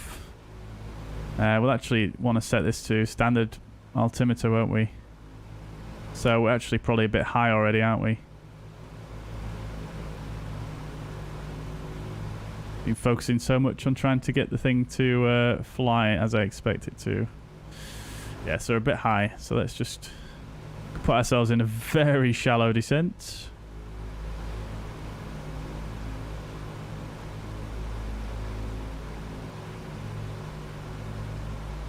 And that's going to allow us to speed up nicely. Can you tell it's been a while since I've flown this, chat? I really don't know why it wouldn't give me roll control on here, though. That is strange. I wonder if it's related to the fact that the various different gauges are not working properly. But yeah, Clive, so the engine instruments inverter is in normal. So that's all good. Inverters are on as well, so that's, yeah, I mean, we should be fine. Auto feather can, oh, it is off. Okay, the flight engineer does that for you as well. Crikey, he does so much for you. It's like a walk in the park, this, with the flight engineer.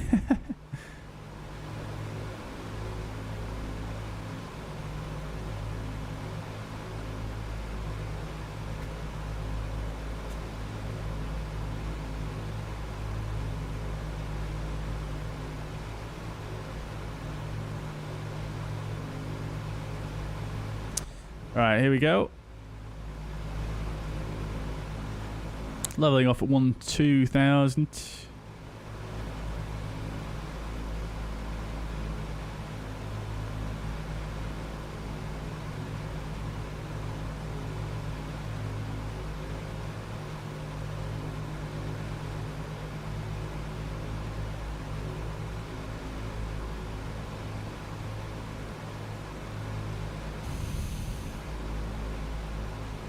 I wonder if they've fixed that bug yet where it uses the standard altimeter for the gyropilot. It's like a hidden altimeter setting. Don't want to level off here.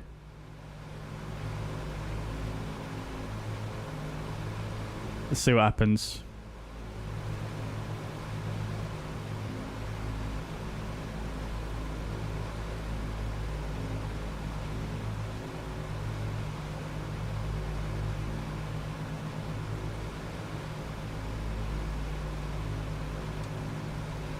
Right, altitude hold.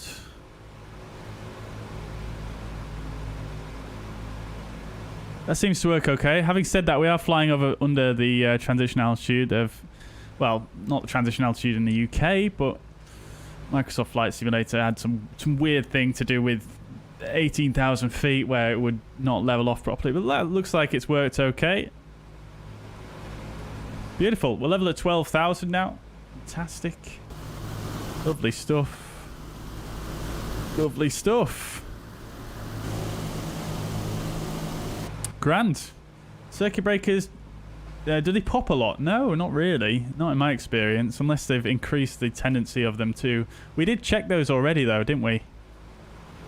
So down here, across here, they're all fine. And then across here, across here.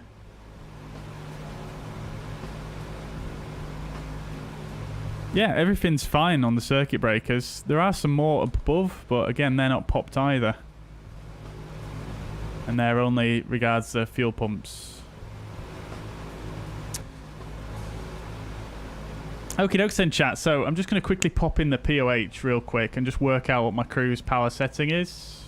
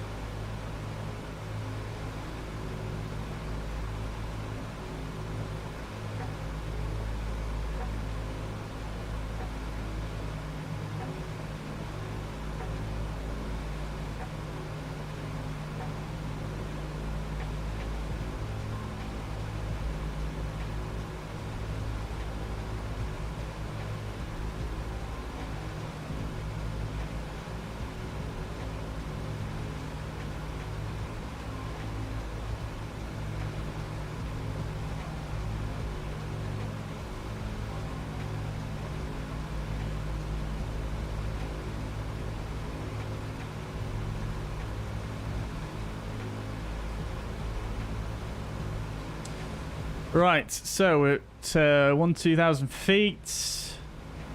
Manifold pressure.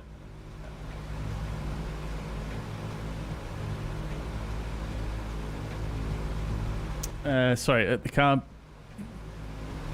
temperature is looking at minus 30 degrees.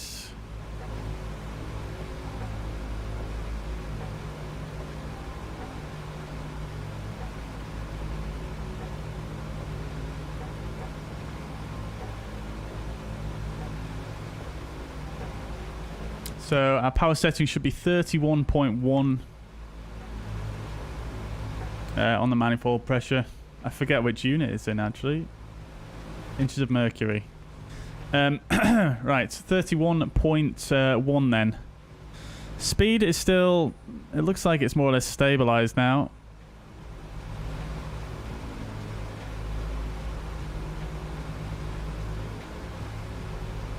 Not really increasing on the speed too much. So it looks like that's us for the cruise. So we'll release the flight engineer of his duties.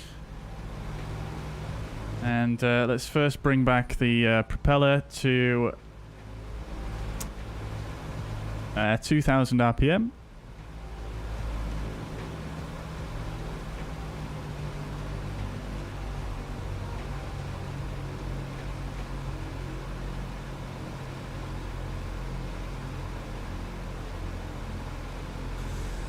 And 31. Oh, crikey. Well, that's gone straight to 31.1 anyway. It's because my throttle lever position. There we go. 31.1. Power is set. Everything looks good there. Speed will probably come back a bit, so that's fine.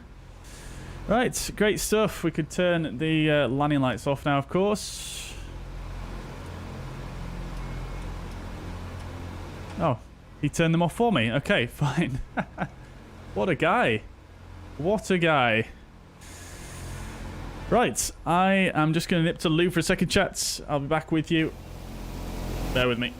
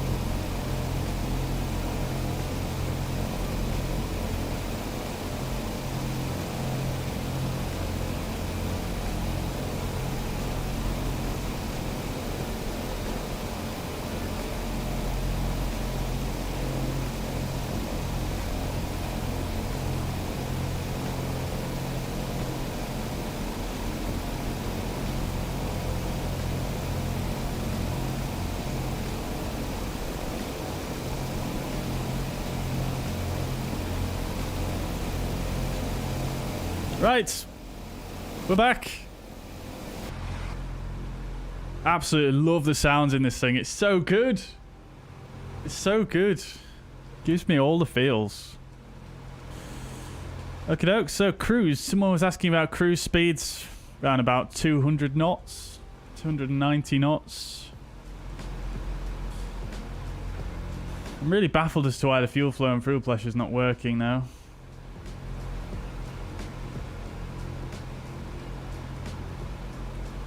Right, let's go ahead and I didn't have a chance to do any of the after takeoff checks because I was so focused on trying to get this thing to fly where I wanted it to. So let's do the after takeoff checklist. I mean, the engineers should have done this for us anyway. But we've got ADI is off, gear is retracted. We can actually turn the gear off as well. Oh no, he's done that for us as well. God damn it, this guy is an absolute lad. Right, wing flaps are up, landing lights are retracted and off. Signs are... He probably didn't do that though, did he? Doesn't really matter anyway, we're a cargo plane. I'm just going to leave it on, just for ease. Auto feather is off, cylinder head temperatures, we have checked those, that's fine. Supercharger oil and temperatures are checked, we didn't use the superchargers. Pressurization is checked, all looks good. Very good, very good. Yeah, fine, cool. Yeah. All good. Cruise checklist. Mixtures, we can put these to auto lean. Hydraulic bypass is off. He's already turned that off for us. What a guy. Fuel system is set. Inverters are set. So actually, we would actually put one of these to standby now. Pressurization is checked and set. Cowl flaps okay as they are. Although, having said that, cylinder head temperatures are a little bit cool. So let's go ahead and just close the cowl flaps a little bit. Go to 2 degrees. Maybe even 0 actually, so they're in that cruise segment. That's it. Cruise checklist done. So we should start to see the cylinder temperatures climbing up now a little bit, and we want them to sit ideally in that green band.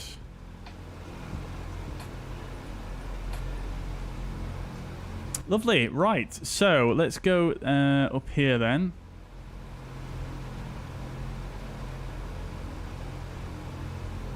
One thing I have to say though, for flying on GPS, this thing is absolutely terrible.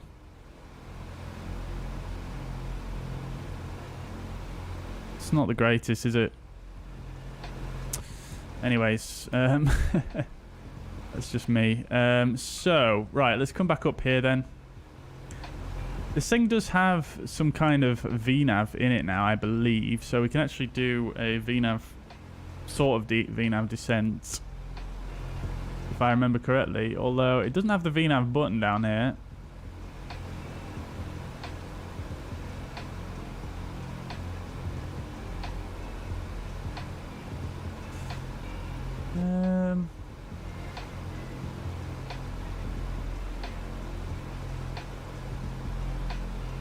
I'm sure I did see it earlier on in this flight.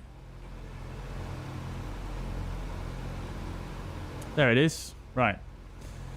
Okay, so basically we want to be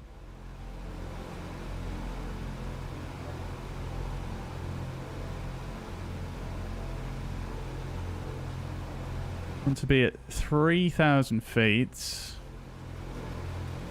I'm going to give ourselves quite a decent level segment here just so we can slow this thing down properly, because it doesn't really slow down very well in the descent if I remember correctly. So we'll set this guy to 3,000. And then we want to be... Hello?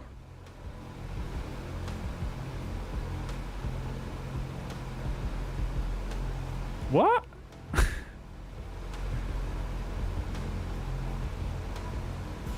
$3,000 Enter. Right, thank you. We want to be there. We want to give ourselves a nice 10 miles. Enter. Before...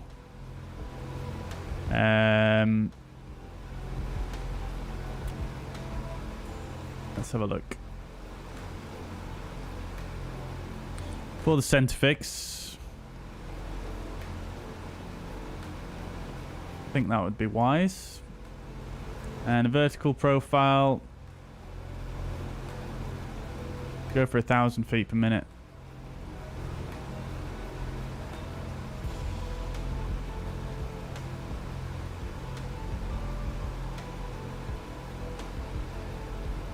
Lovely. Right. So it doesn't actually tell you when to descend, unlike the larger version of this. But you basically just wait for this VSR to get to minus 1,000, I guess.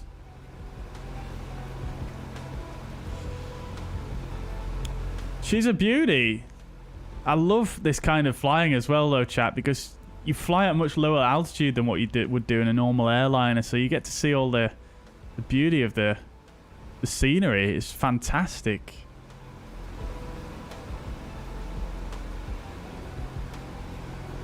So we're just coming over Pole Hill, just to the west of where I live, actually. Let's see, can we see Leeds Bradford Airport from here?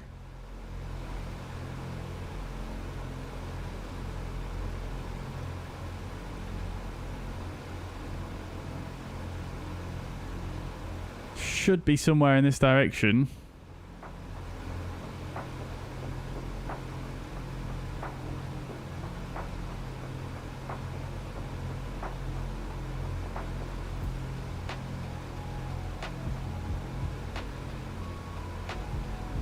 Can't quite make it out. I'll tell you what I was going to do, chat, though, because I got so caught up in the startup with this thing and all the little issues that we had. I was actually going to do this flight on New Sky, which is the platform we're going to be using for the virtual airline for the channel for Fuzz Air. And I wanted to do the...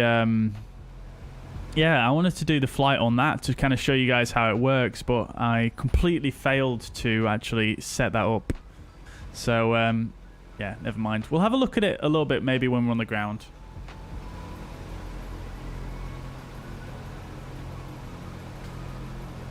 Although we do have a decent distance to go, so let's just have a look now then.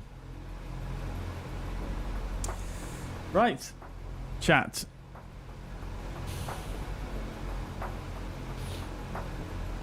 So, let me just turn off the overlay.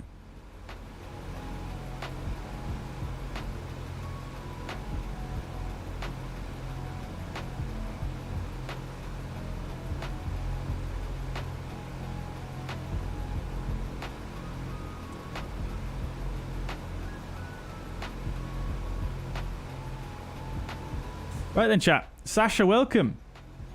So this is going to be the platform we use for the virtual airline. I've not set the airline up on here yet, but guys, if you want to join the virtual airline when it's ready, highly recommend you go and set up an account on New Sky on this website I'm about to post in the chat. That's not a link. 1 second.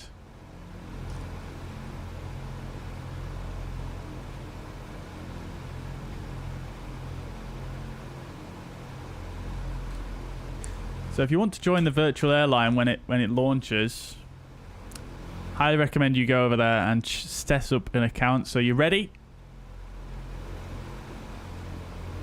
So this is what it looks like, the interface basically. And then just as an example, you do have to join New Sky Academy for your first couple of flights just to get situated. So for example, we'll have another entry just here for Fuzz Air when it launches. And then you come into here and you've got the airline on here. There's various different options you can click through, which is quite nice. Although this is New Sky Academy, so it's just set up for free flights. There's no airline schedules or anything like that. If you look on some other airlines, like for example Top Sky here, which is one of the biggest airlines on the platform, you can see, you know, they've got a full route network set up, which is super cool. And various different awards that we can set up for different tours, etc., which is quite cool. Obviously, some of this is in Polish. Oh, it's in English here, but yeah. So that's roughly the airline panels. And then when you do a flight, basically it'll log everything you do. So this app will actually log various different variables. You can see it's actually logging stuff in the simulator currently, even though I'm not doing a flight actively in New Sky. You can see it logs various different data. And yeah, so basically you'll get penalized as a pilot if you deviate from standard operating procedures, which will obviously be set by the airline, which is me in this instance. So I'll set up these standard operating procedures, and you will get obviously penalized if you're late departing or arriving, if you're too early departing as well.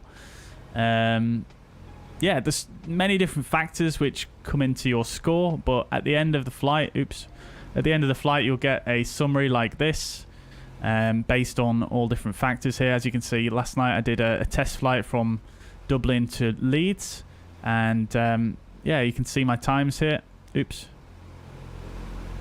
See my times here. I even did a go around as well, and I still managed to land on time. I actually got quite a nice landing actually for once in the Fenix. Great touchdown, 1.2 G, 163 feet per minute, distance from threshold 471 meters. And then it'll log your centerline deviation on the approach as well, which is quite cool. And so you get that as a report as well, and you'll also, you know, be penalized on that. I got a 10 out of 10 for this flight, which is absolutely fantastic. Very much happy with that. And then obviously you get a breakdown of you know, how many passengers you took, your expenses, how much you made, and the balance. And then the balance goes towards the airline basically. It's really quite cool. And then as the airline, I assume you can buy new aircraft and things like that to your fleet. And then you've got a nice little overview of your flights. You can sort of zoom in and you can see, you know, when you put the lights on, etc. Obviously there's SOPs regarding beacon light being on and taxi lights, strobe lights, etc. And then you've got your takeoff, lights off, gear up, etc. And then the flaps retraction, stuff like that. It's really cool actually. I'm really excited about it, to be quite honest with you. And then you've got lights, altimeter, etc. And then yeah, it's really cool because, to be quite honest, the first landing I was going to do there, it probably would have been fine, but because I knew I was going to be marked based on my landing as well as other factors, I actually chose to do a go around rather than trying to land, because I would have landed probably right at the end of the touchdown zone on this flight, which would have penalized me quite a lot, I think. So I chose to actually do a go around. Where's the bloody runway here? Yeah. So you can see my initial landing, because I did actually touch the ground, but then I did a go around. You can see it was just here, just outside the touchdown zone. And whilst I probably would have stopped in time, I chose to do a go around, and I ended up landing basically bang in the touchdown zone on centerline, etc. And it was a really nice landing in the end. And basically, I probably wouldn't have got a 10 if I'd not chose to go around there. So the fact I knew I was being marked, it actually affected my decision making, which I thought was really cool, and like a really sort of, I suppose, immersive kind of feeling to know that, you know, what you actually chose to do was going to have some impact on something else. So it's really cool, really cool. And there's various other economics to it that I'm not 100%, you know, well versed on at the moment. But yes, Sasha, it is free. Any one of you guys can sign up and become a pilot of the airline once it gets going. But what I'm saying to you now, though, is if you do want to be in the airline, I would recommend signing up now and just chipping away, because you have to do at least 1 hour total flight time and at least one flight before you can actually join any airlines. So I would recommend getting that going first, just so that you're nice and ready and you can join the airline straight away and start flying with us straight away. And it is nice. This is a fairly new platform, though. It is currently still under development. But this guy contacted me actually a few months ago and basically told me about it. And I wouldn't have known about it otherwise. I don't really know about any other virtual airline platforms, but what he showed me looked good. I like the interface and I like the guy's attitude. So his name's Robson, by the way. So I thought, let's give it a go. Let's give it a go. And then just to give you a sample of what it looks like to start a flight. So if I was to come onto New Sky here, if I was to come onto my flights and book a flight here, I can select free flight schedule or charter. Now, charter coming soon. Schedule will only work if the airline's got any schedules in place, which this one doesn't. And I think with Fuzz Air, we're not going to have schedules initially. We're just going to have free flight initially until we get sort of established, I suppose. The schedule is more realistic in the way that you can only fly certain aircraft from certain airports and certain destinations. And if an aircraft is left at a certain airport and not returned, then you will have to relocate it and stuff like that. So initially, I think free flight is going to be best because free flight, you can fly any aircraft at any time, at any place. So free flight is probably what we'll do initially. You click on that, click on the airline you want. And then basically you can put in all your details here. So flight number, you can actually randomly generate that, which is quite nifty. And then say, for example, I wanted to fly from Leeds, which is going to be the base airport for the airline, by the way, to, let's just do Dublin again. And then choose your aircraft. This airline's got plenty of aircraft, but let's just choose the A320 as an example. And then departure time we'll choose as, I don't know, let's just say 9 o'clock for an example. It's got a duration. It pre-fills that based on the departure and arrival you've chosen. You can change it, and you can amend some of these figures here. Again, I like the interface. I like this little clock. I've seen this on a few other websites, and I do enjoy this little interface here. It's really, really nice. And then you can book the flight. And then once it's booked, really, really nifty, actually. You don't have to do this, but you can click on this button here, and it'll generate you an OFP and sim brief. And that's what that's then going to do is it's also you've got your passenger numbers here as well. And then it's going to generate a sim brief flight plan based on that and based on the aircraft that you choose. So what I'm going to do for the airline is what you can actually do is you can actually set up airframes for a given aircraft. So I'm going to set up all the airframes for the different Fuzz Air aircraft and then link it to the airline. And then so if you guys click generate OFP, then it'll generate an OFP based on the airframe that I've set up for that aircraft. So with the right registration, etc. And then it'll bring it in. And then you can click on review flight info. If you've got an OFP generated, I'm not going to do it now, but if you've got one generated, it'll show up down here as well. And then once you've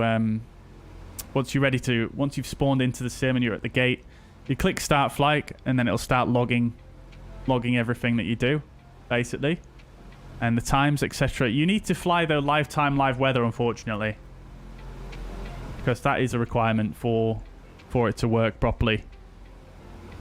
I'm not sure if you can change. Yeah, I'm not sure if you can change the time. I'm not sure if this is based on real world time, but I'm pretty sure you need to fly live time.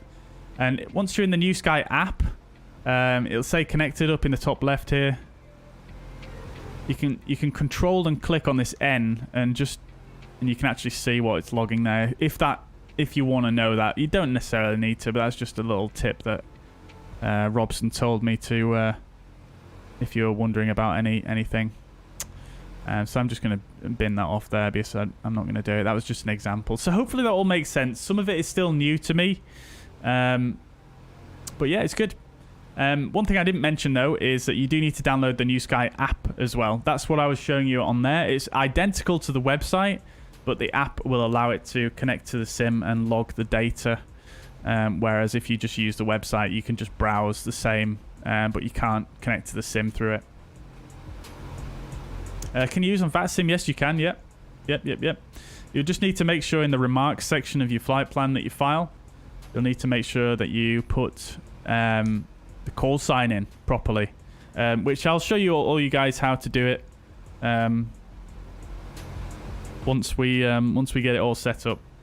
It looks like the call sign is going to be fuzzy based on all your guys' votes from the poll I put out. Awesome, guys. Awesome. I'm really, really looking forward to doing the virtual airline. I think it's going to be so cool. I think it's going to be really, really cool.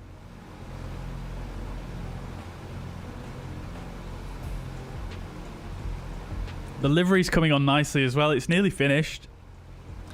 Nearly finished. There's just a few final changes that are being made. And then it should be good to go. I'm not going to show you a picture of it though yet. I'm going to wait until it's completely finished. Right, let's see if I can catch up with some of the older chat messages that I missed. Right.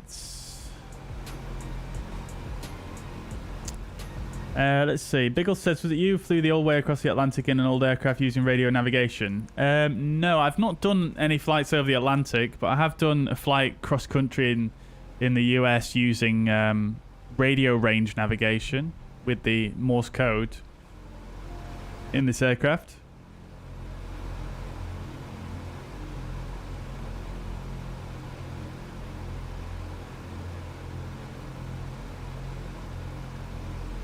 The DC-6 was first introduced. The metric system was not used. Exactly. But Gadget, sorry I missed your initial message, but yes, I'm doing very well. Yeah, I hope you are doing well too.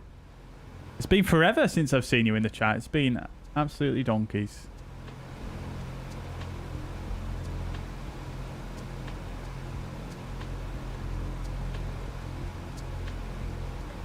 PMDG have introduced an aircraft into Microsoft Flight Simulator in an attempt to generate sales, but the performance of the aircraft require many amendments in order to comply with the quality of the systems within P3D.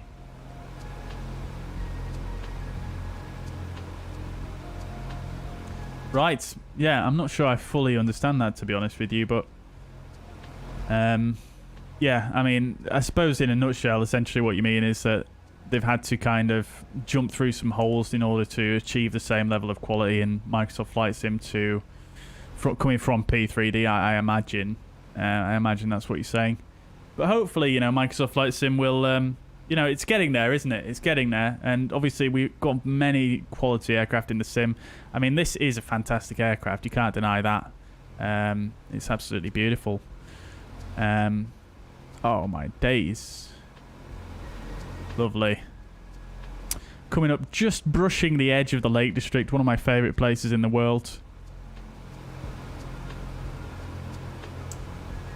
But yes, we've got some fantastic aircraft, and it's only getting better.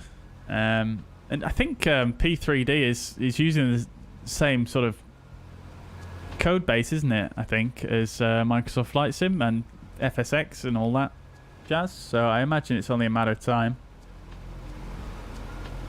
No worries at all, Addon, by the way. No worries at all. I hope that answered you. You'll have to let us know what scenery you get next. You'll have to let us know. Exile, welcome to the chat. I hope you're doing well. Also been a while since I've seen you in the chat. I hope you're doing good indeed. Any news on when we'll be getting the TDS 750? I have no idea, to be honest with you. Absolutely no idea. There's quite a lot of radio silence regarding the DC-6, so I'm really unsure on that one. MPS is waiting for a nice update on Gothenburg. Yeah, indeed. Yeah, hopefully that should come out soon. Absolutely lovely airport to fly into. You can load the flight plan from the world map menu. Oh, you can actually. Right, great. Well, I did try that on the first flight, but it didn't work. But a lot of things didn't work on the first flight, so maybe it'll work now. Matrasso, thank you very much for the 2 months. Thank you very much, dude. I don't really know what this is, but I wanted to let you know I have to go to dinner. I'll probably be back later. Hope your sim restart's working. Okay, well, I'm sorry I missed that earlier, but thank you very much for the 2 months, dude, and hope you're having a nice dinner anyway. Right. Okay. Do I use reshade, says Numa? I do not. No, I use an NVIDIA filter. You can type !NVIDIA in the chat. Lovely job. Lovely job. I think I'm caught up then. I think I'm about caught up. If I've missed any of your questions, by all means, feel free to ask them again. Yeah, I think I'm about caught up there. Beautiful Lake District. I forget the name of the lakes. I think we've got Derwent Water up here and Keswick down there. I think this is Thirlmere, I think. I can't honestly remember.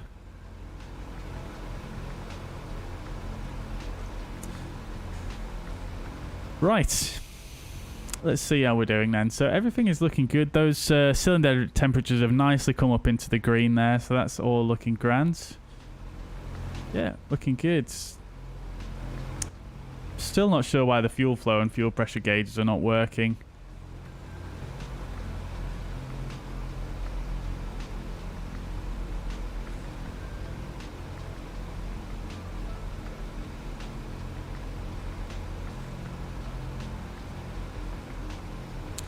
Anyways, no worries.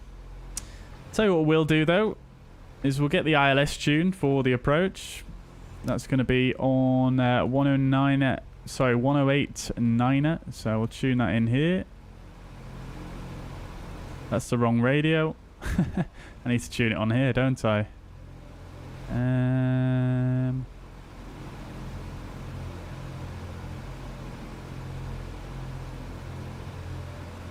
108 9er. Oh, it is already tuned. Oh, I must auto-tune it. That's really cool, actually. Hang on. Does that just change that radio?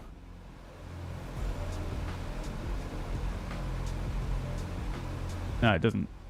It is tuned there, though. Interestingly enough. I wonder if that's just coincidence or if it does actually tune it automatically for you. Great. Okay. So that's that. Let's see. We can tune the Edinburgh NDB as well, just for reference as well. Let's see. Does this ILS actually have a DMA? It does. But we'll tune this anyway as a backup. Strictly speaking, it is a ILS, NDB ILS, but we're not going to do... We're just going to use the ILS indication. So 341...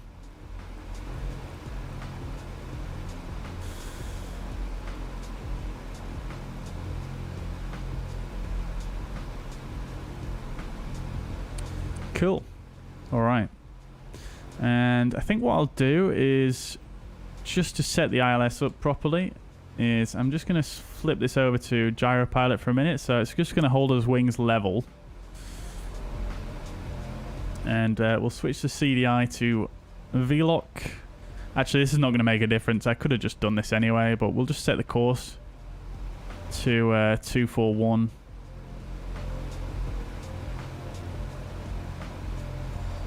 Again, I'm pretty certain you don't actually need to set the course. I don't think it makes a difference when you're using the GPS, but we'll do it for completeness sake.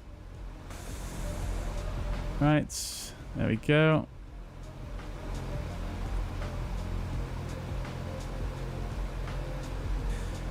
Cool.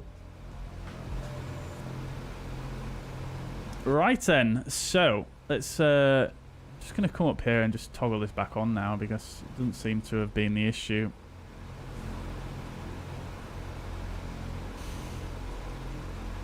So METAR at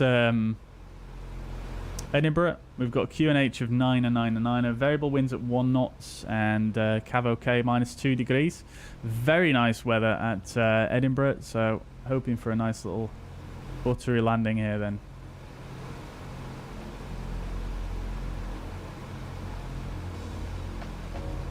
Very nice. When will we get the Airbus 330 and 380? I don't know on that one either, Sasha, to be honest. The 330 should be hopefully fairly soon, to be honest.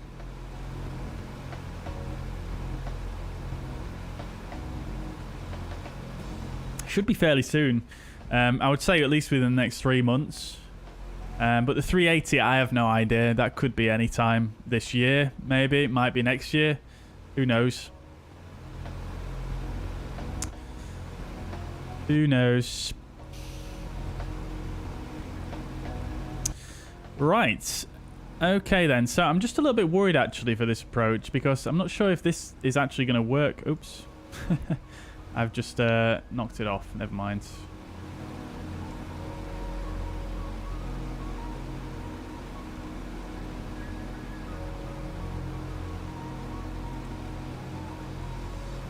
Right, let's re-engage. Altitude hold back on. Alright, let's see if it'll do me a turn now. No, it still won't turn. So that could be a problem for actually vectoring ourselves onto the ILS. Although that being said, I could just hand fly it, couldn't I really? It's not a big deal. What we could do is we could just set ourselves up for a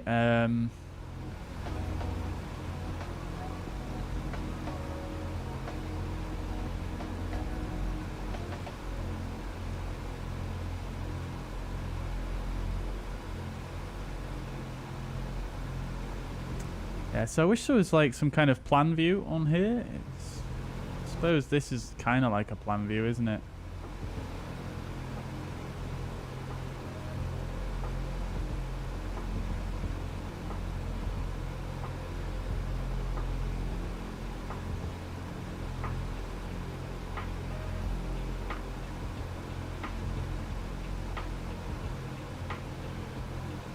Can't seem to... There's no way to pan this map, is there? I don't think.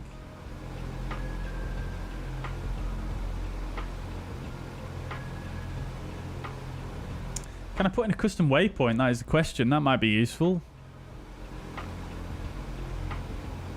I'm sure I saw a section where you could do.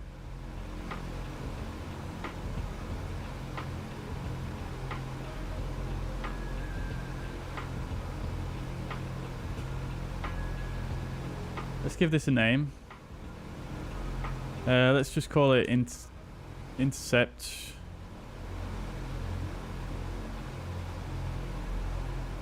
Enter. Enter. Enter. Okay, that's fine. Reference waypoints. We'll choose...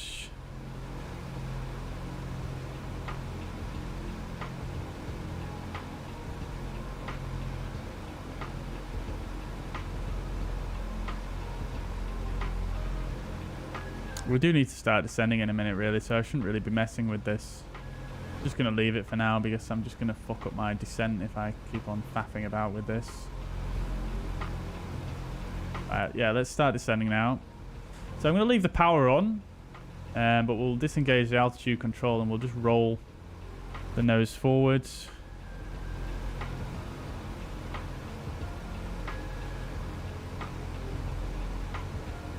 To get about 1,000 feet per minute descent rates. And because we're clearing ourselves down more or less to an altitude, let's just go ahead and set the local altimeter, which was 9 and 9 and 9.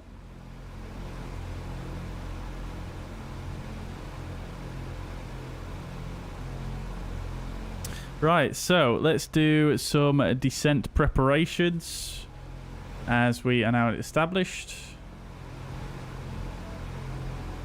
Right, we'll get the hydraulics on. I have forgotten that before and done a gear up landing, which was quite embarrassing. We'll get the mixtures to auto rich.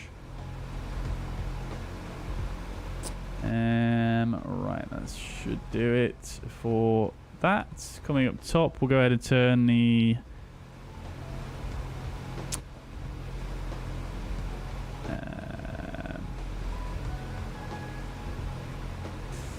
What was I looking for? I was looking for the landing lights.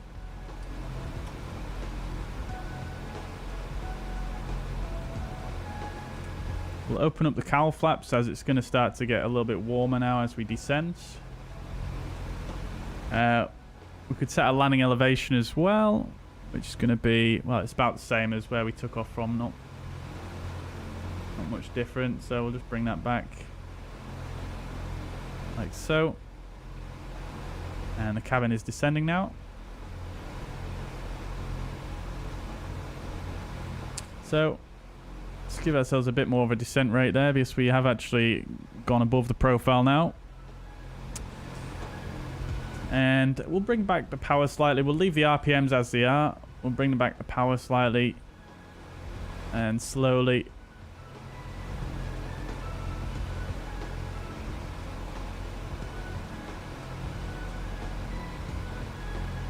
Because we are gaining a lot of speed here in the descents.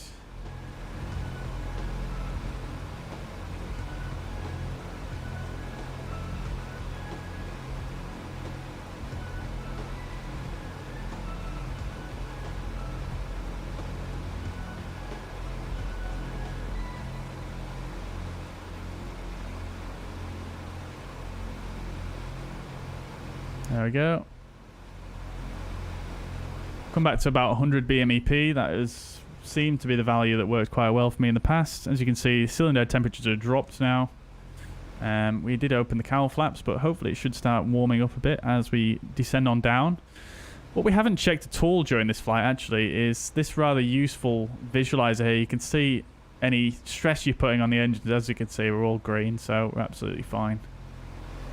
I'm going to leave the AFE open just in case I need to panic for the approach. And let's just shallow out that rate of descent a bit. Caught the profile. So that's good. Right, cool. So, descent checklist. Altimeters and flight instruments are cross-checked. Don't need to go to low blow. We haven't used the superchargers. Fuel tanks and main. Crossfeed is off.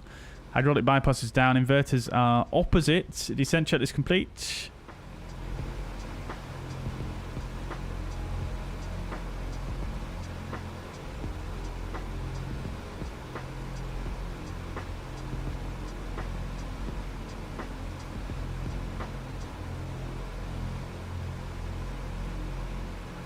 Here we come, Edinburgh.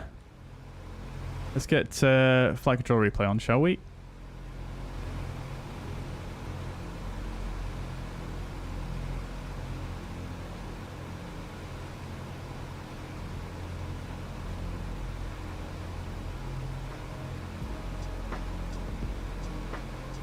You forgot the poll. Well, you can still vote in the poll, Roy. The poll's not ended yet. It's still. I mean, it's basically between tea cake, which I personally absolutely loved, or fuzzy, which I would also happily have. But it's between the two, really.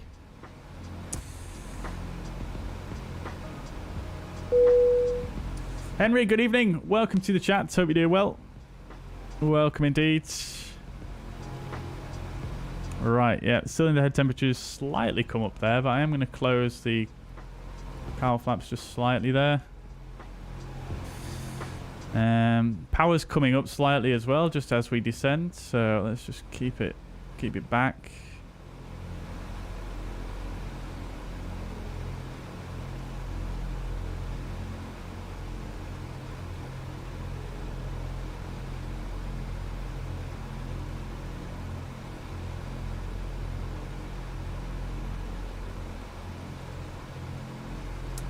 Coming over the Highlands. Well, not the Highlands actually, is it? Is it the North Pennines? Or a bit too north for that, yeah. And it is sort of the lower part. It's the... I can't remember what this national park is actually called in Scotland, actually.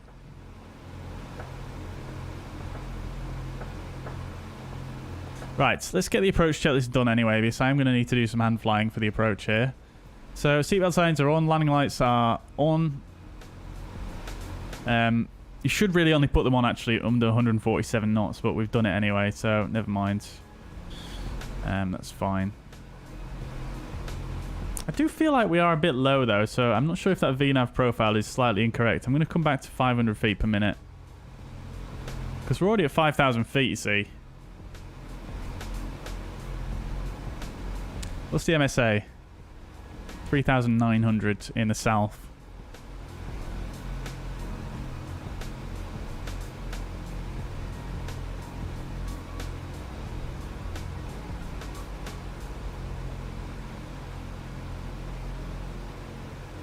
I think this VNAV is a little bit off. Although, to be fair, I did say I wanted a long level segment. Maybe that was a bit too long. Never mind. It's all good. Right. Cylinder head temperature is still looking a little bit cool. Let's just do that.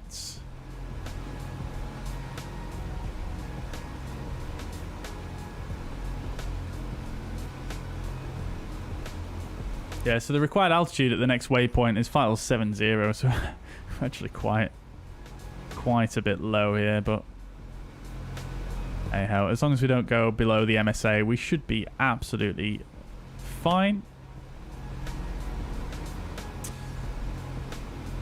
Right. So, approach checklist. Landing lights are on. Mixture is auto-rich. Carb temperature is in cold. Cowl flaps, we'll put them to 4 degrees as we get a bit closer here. We don't need them at 4 degrees now. Boost pumps, we'll put to low. Alright, approach checklist complete. And then the only checklist we've got to do now is the gear, wing flaps, and we're going to need to put the prop governor back to more or less full.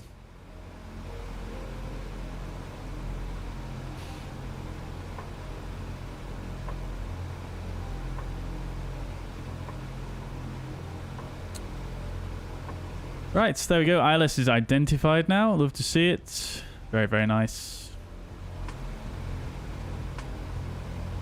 Cool. So once we reach this waypoint, I think I'm going to disconnect the autopilot and I'm going to fly it from there by hand. So let's go to gyro pilot. So holes, wings, level. We'll switch this over to VLOC. So we've got the ILS indications. And I'm just going to hand fly it from here, I think.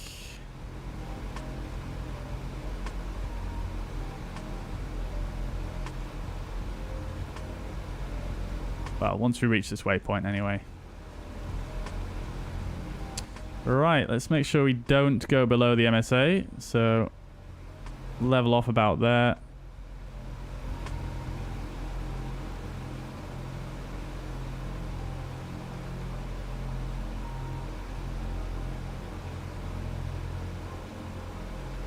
And we're just going to fly visually.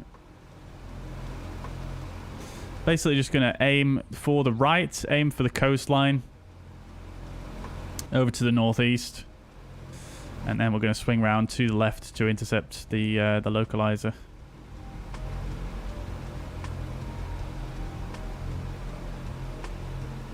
This power setting looks about good, but we will need to increase the power as we start to bring out the flaps. Ideally we want to be flaps 20 or 30 and 140 knots as we approach the top of the glide slope. Then we're going to drop the gear.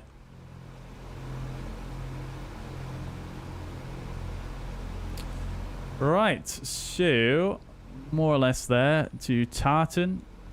You can see the coastline here. We're going to fly to this coastline here to the right and then take a left round and join the localizer. Look at the beauty.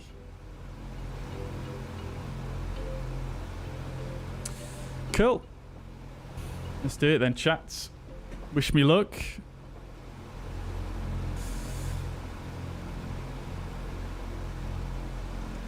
Gyro pilot is disconnected.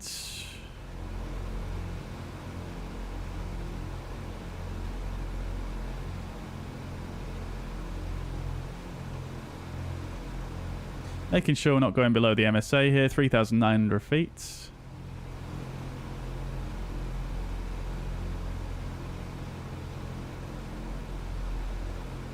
See the glide slope coming down there as well. Love to see it. Oh, bit of turbulence.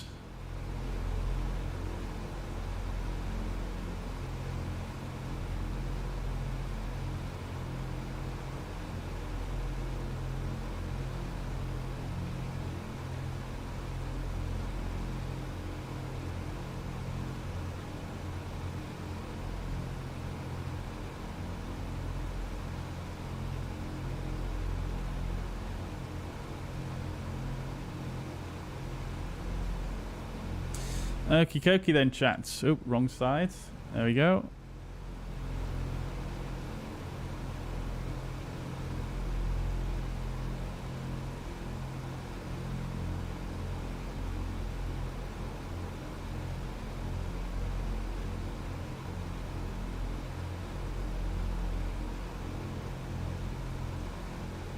So we're just sort of pretending that we're on vectors here, chats. And we can only extend the flaps when we get into this white arc here, so still just looking to try and bring the speed back a little bit. Let's bring it back to 100 BMEP. We could go to 90 actually.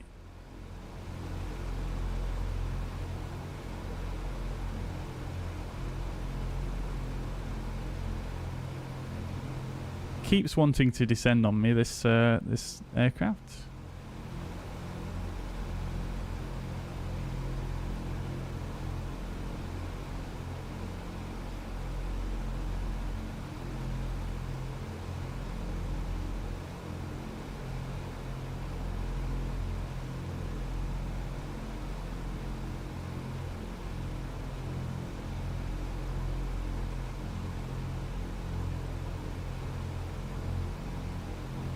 There we go. Speed is coming back now nicely. Just trying to keep it in trim.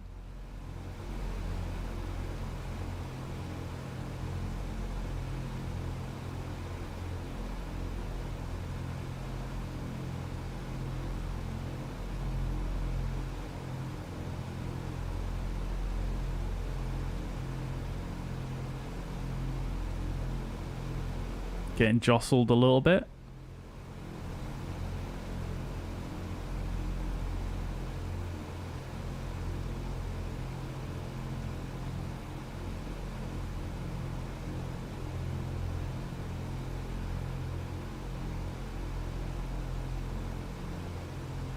Alright, there we go. Speed's coming back nicely now. I'm not sure why the mouse isn't disappearing. There we go.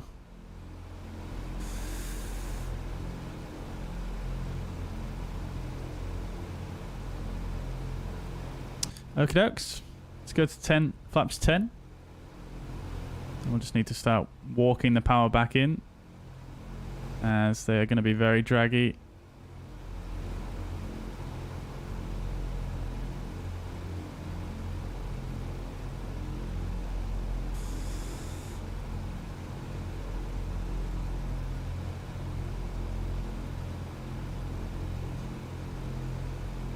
And flaps 20.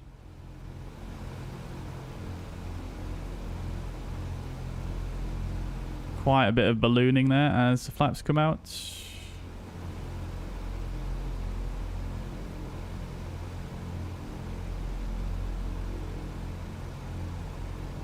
Maybe I was a bit preemptive on bringing the power back in.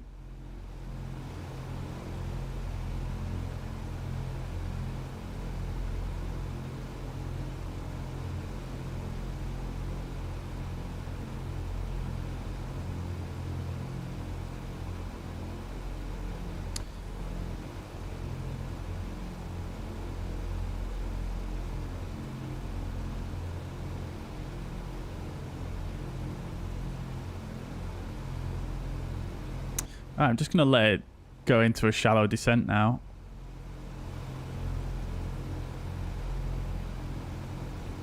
Just slowly start bringing the RPM back up.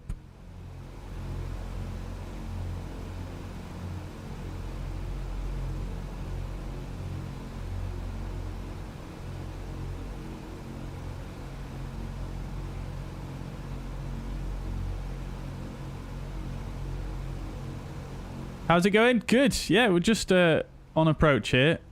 So you tune in at the perfect time. You can see the BMEP, the power, is actually dropping off slightly there as we bring the props up, which is fine.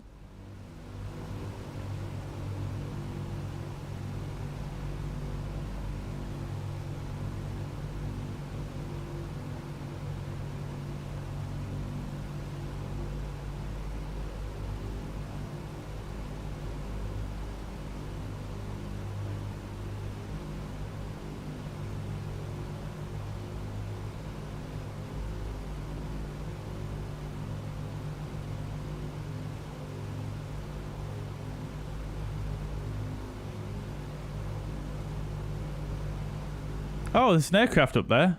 I wonder if I've got AI traffic turned on. I didn't even realise. FS traffic, maybe.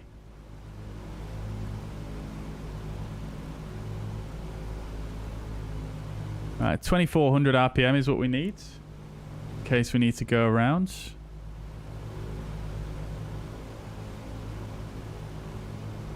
Very low on power now. That's fine. I can't remember what our VREF speed should be. I should probably check real quick. It does say up here. Gross weights. 80. 101.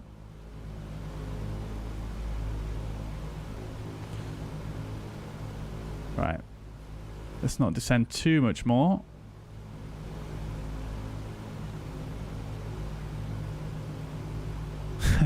I forget how slow this thing is, to be honest with you.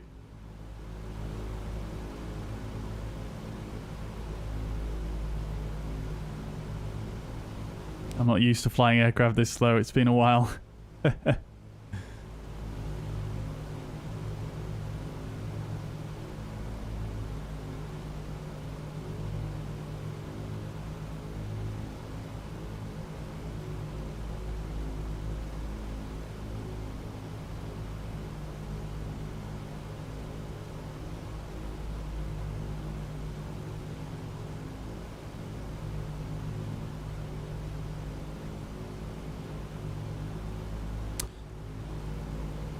Can't quite see the runway there, but the sun's right in the way. The nose just forever wants to drop on me on this, in this aircraft, forever. But the airport should be just somewhere to the left of the bridge, if I remember correctly.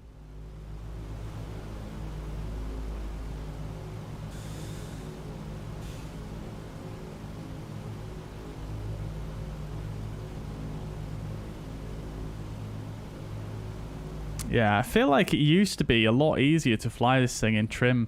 It seems like I'm constantly having to trim it.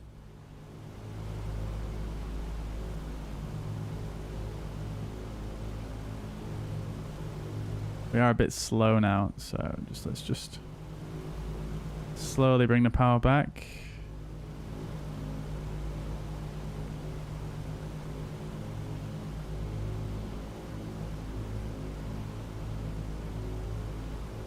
And now it's just shooting up in the air.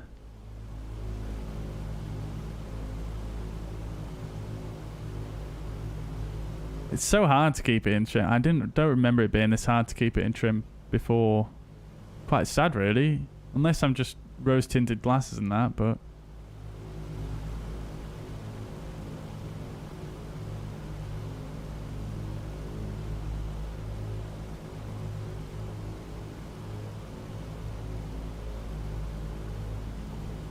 Right, I should start to see the localizer and the glide slope start coming in any second now.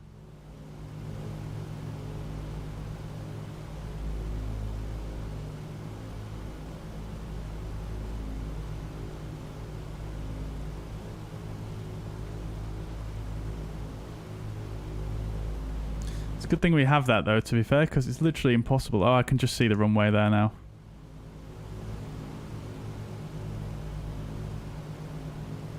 Right, here it comes. Let's go to flaps 30 and gear down.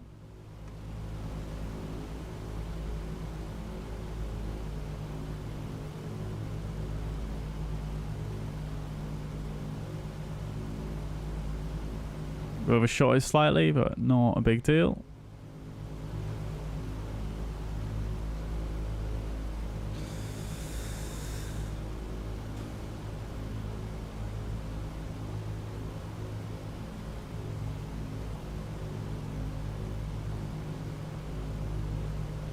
There's a runway, you can just see it now.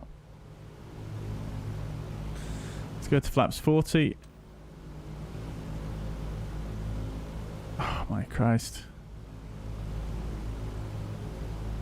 Absolutely ballooning me.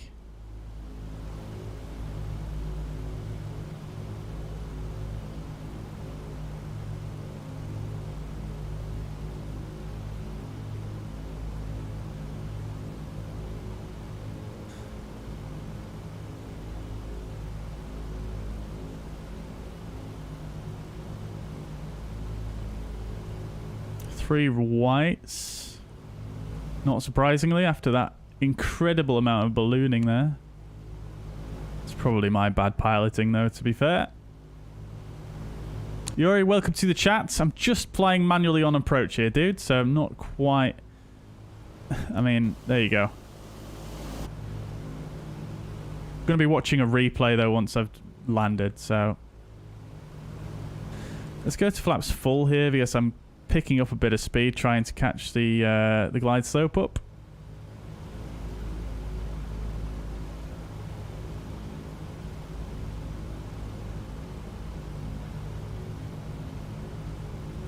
I think we're 4 whites now, to be honest. 3.9 miles to go.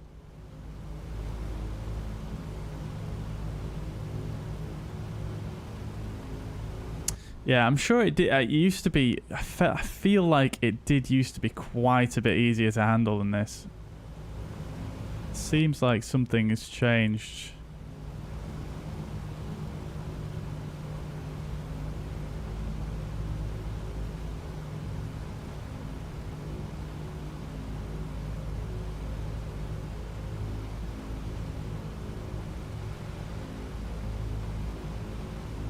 There we go. Nicely coming back onto the glide now. Getting very bumpy. Still a bit fast though, unfortunately. Not really anything I can do to lose that speed at the moment. We've got the most amount of drag out we can. Let's decrease that rate of descent. Now below the glide slope.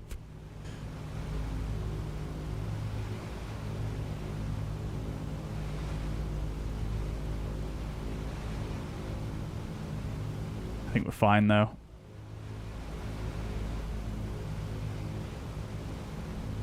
Bit to the right at centre line, just correcting for that. Speed's coming back nicely now. 100 knots is our VREF.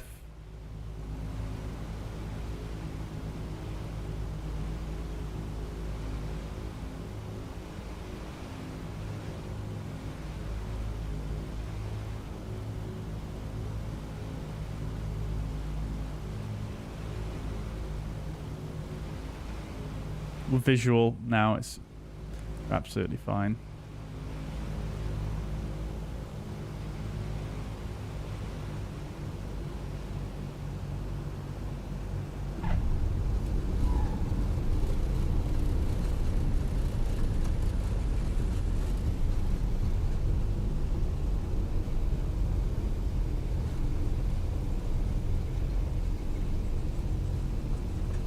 Right, reverses. I feel like we're doing a wheelie. I don't think we are, though. Right, we're down. I didn't even have to use the brakes there.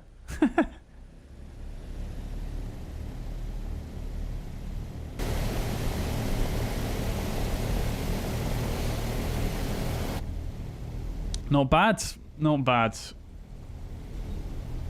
I have a slight feeling that probably wasn't butter, though, because my descent rate was just all over the shop. I just couldn't keep it in trim. It just wouldn't stay in trim, man. It's probably me. It's probably me, but it just doesn't feel quite as... Because one thing that I really, really liked about this aircraft when I first started flying it, when it first came out, was that it was just so easy and so beautiful to, like, to get in, to fly in trim. And I just really struggled then. So I'm not sure if something's changed or if it's just me who's just a worse pilot now.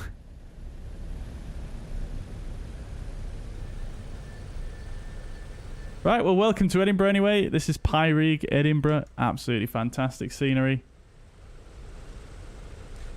Let's get those landing lights retracted, although we could probably use them for the taxi, but I think we'll live. Right, let's get that pitot heater off. Cowl flaps fully open.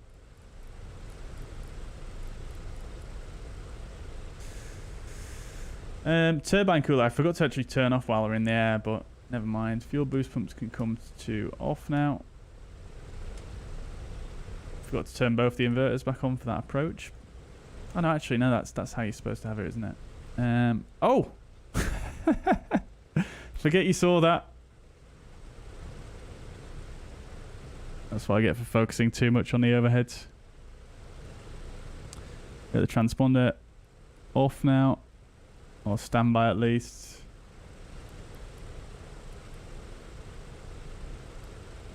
Don't mind me.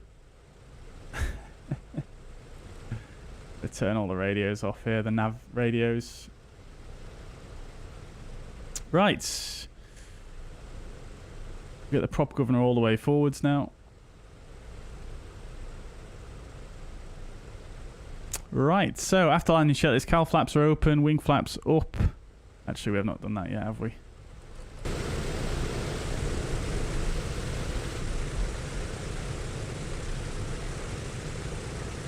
Those beastie flaps.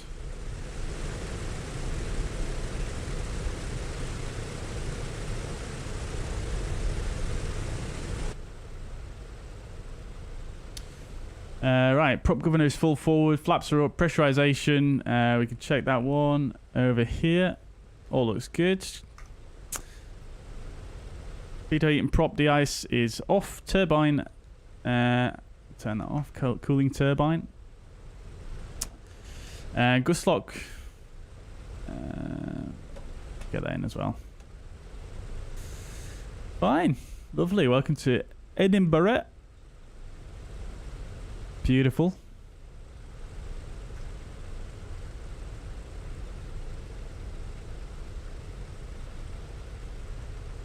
Don't forget the APU. Love it, Roy. Thank you very much, guys. Thank you very much. Feel free to put your landing rate predictions in the chat. I have a feeling it's not quite as buttery as what you may think it is. But we shall see momentarily. Just going to drive on up to the back of the airfield here. Have they removed the statics from this scenery? Looks like they have.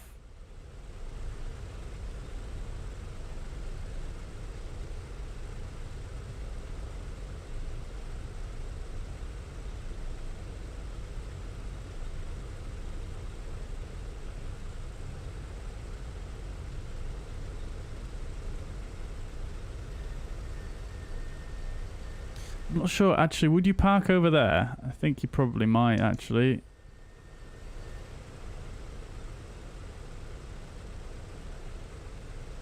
Yeah, let's park over there. I've taken this very much the wrong way. I thought this was a taxiway here in front of us, but it's not, is it? Oh, god damn it. Never mind. Oh, well, it looks like we're getting a nice tour of the airport.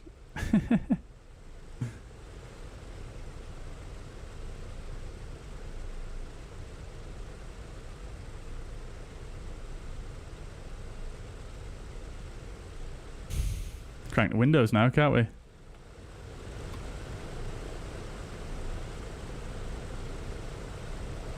Yeah, a bit of that beautiful, crisp winter breeze in here.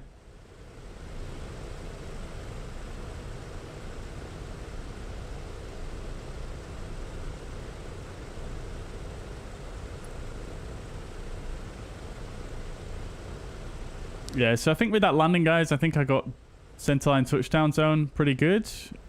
Oops. Can't really see out the right here. But I feel like the rate might be a little bit off there. I feel like the rate might be a little bit off.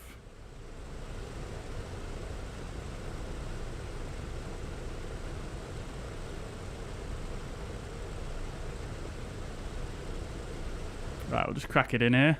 201.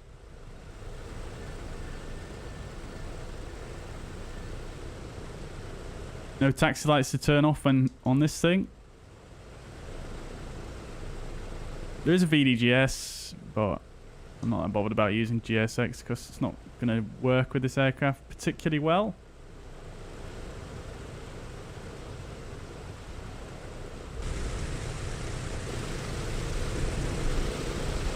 Let's just do it this way instead. Oops. That was too much on the braking there. There we go. That should just about do it. Okie dokes. Right, so parking brake is set. Let's turn these radios off for the engine shutdown. Let's just check the temperatures here. All looks good. Great stuff. Okay, engine shutdown.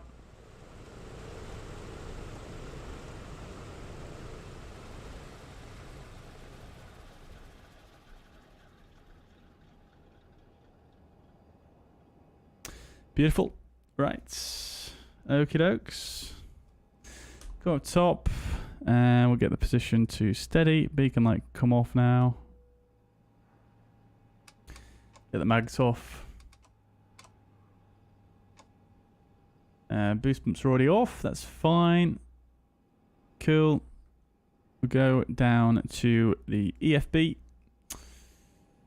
And we'll get the ground power connected.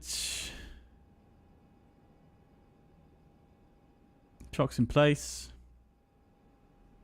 Let's open some doors, shall we? Go to ground power here.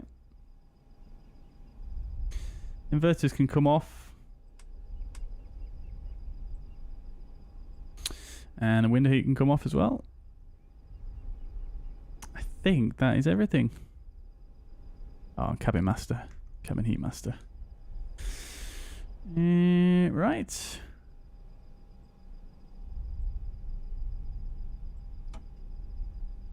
Hydraulic bypass.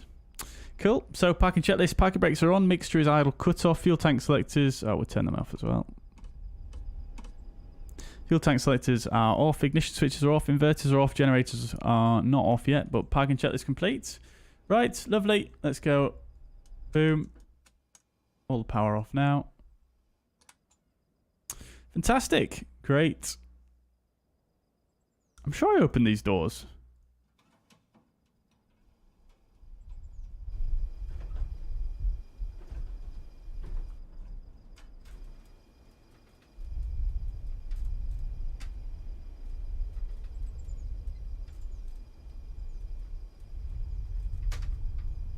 Right then, chats. So there we go. Let's have a look then at the landing report, shall we? Oh dear. Prepare to be underwhelmed, as ever is the case with my landings. We were right on speed though, 99 knots. Right, here we go.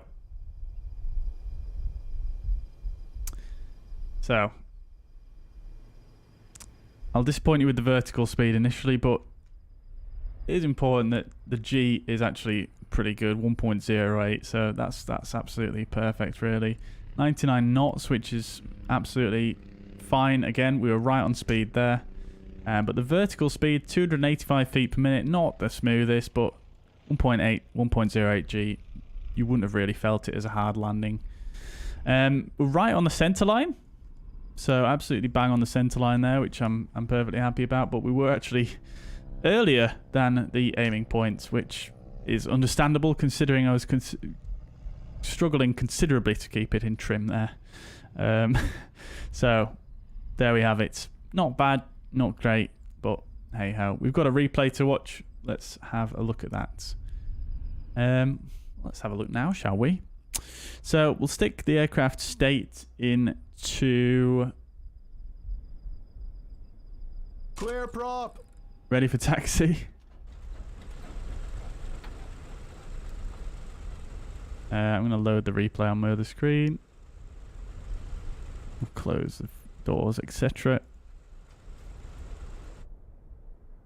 Oh. What has happened here? Oh, I think it's because I loaded the replay. Let's see what happens now.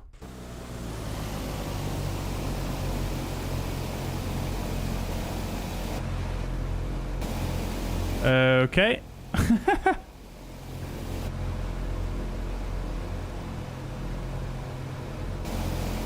Okay.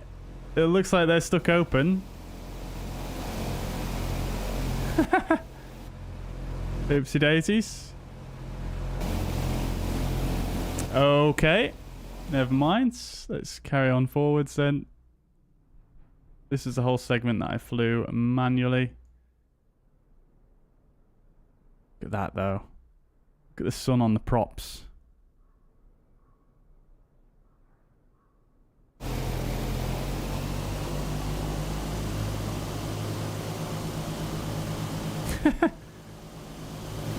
Tell me about it, guys. Tell me about it.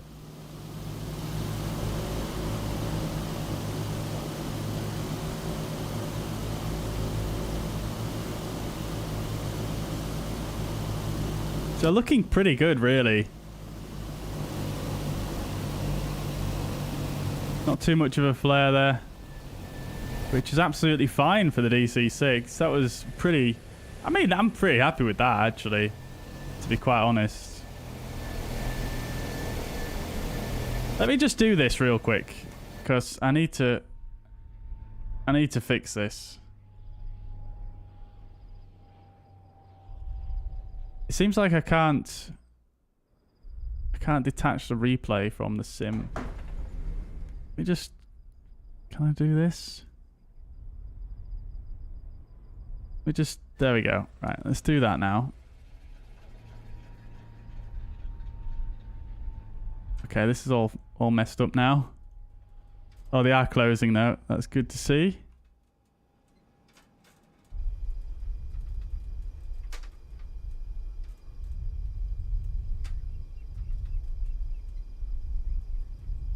Slowly does it.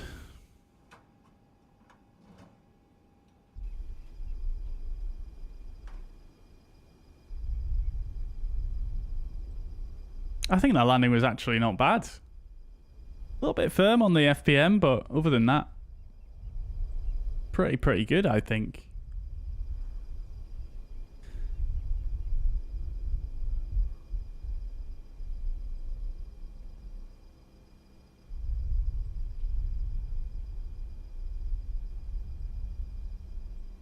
Right.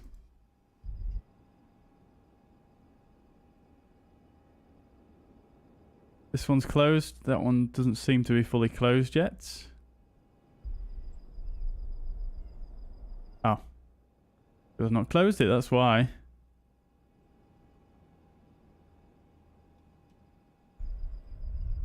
There she goes. Cool. Right. Take two.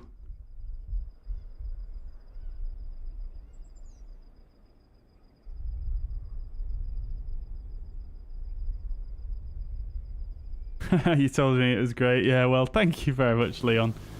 I appreciate your faith.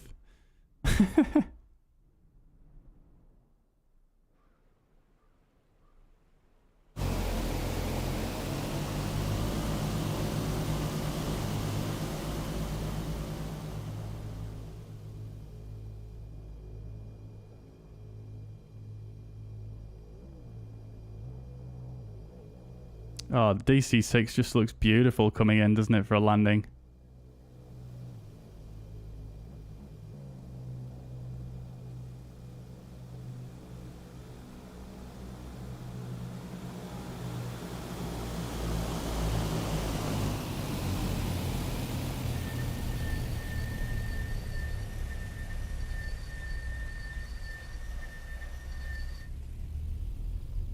Squeaking was just the parking brake was on my controller.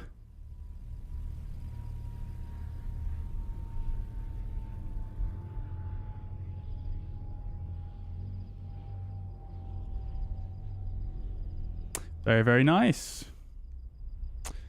Just going to watch it again from this camera angle because I kind of missed the touchdown there.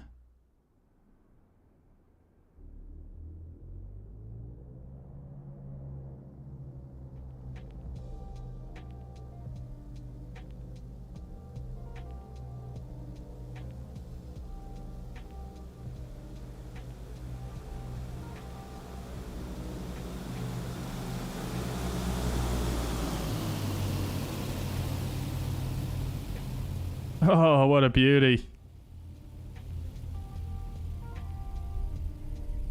Hardly any smoke.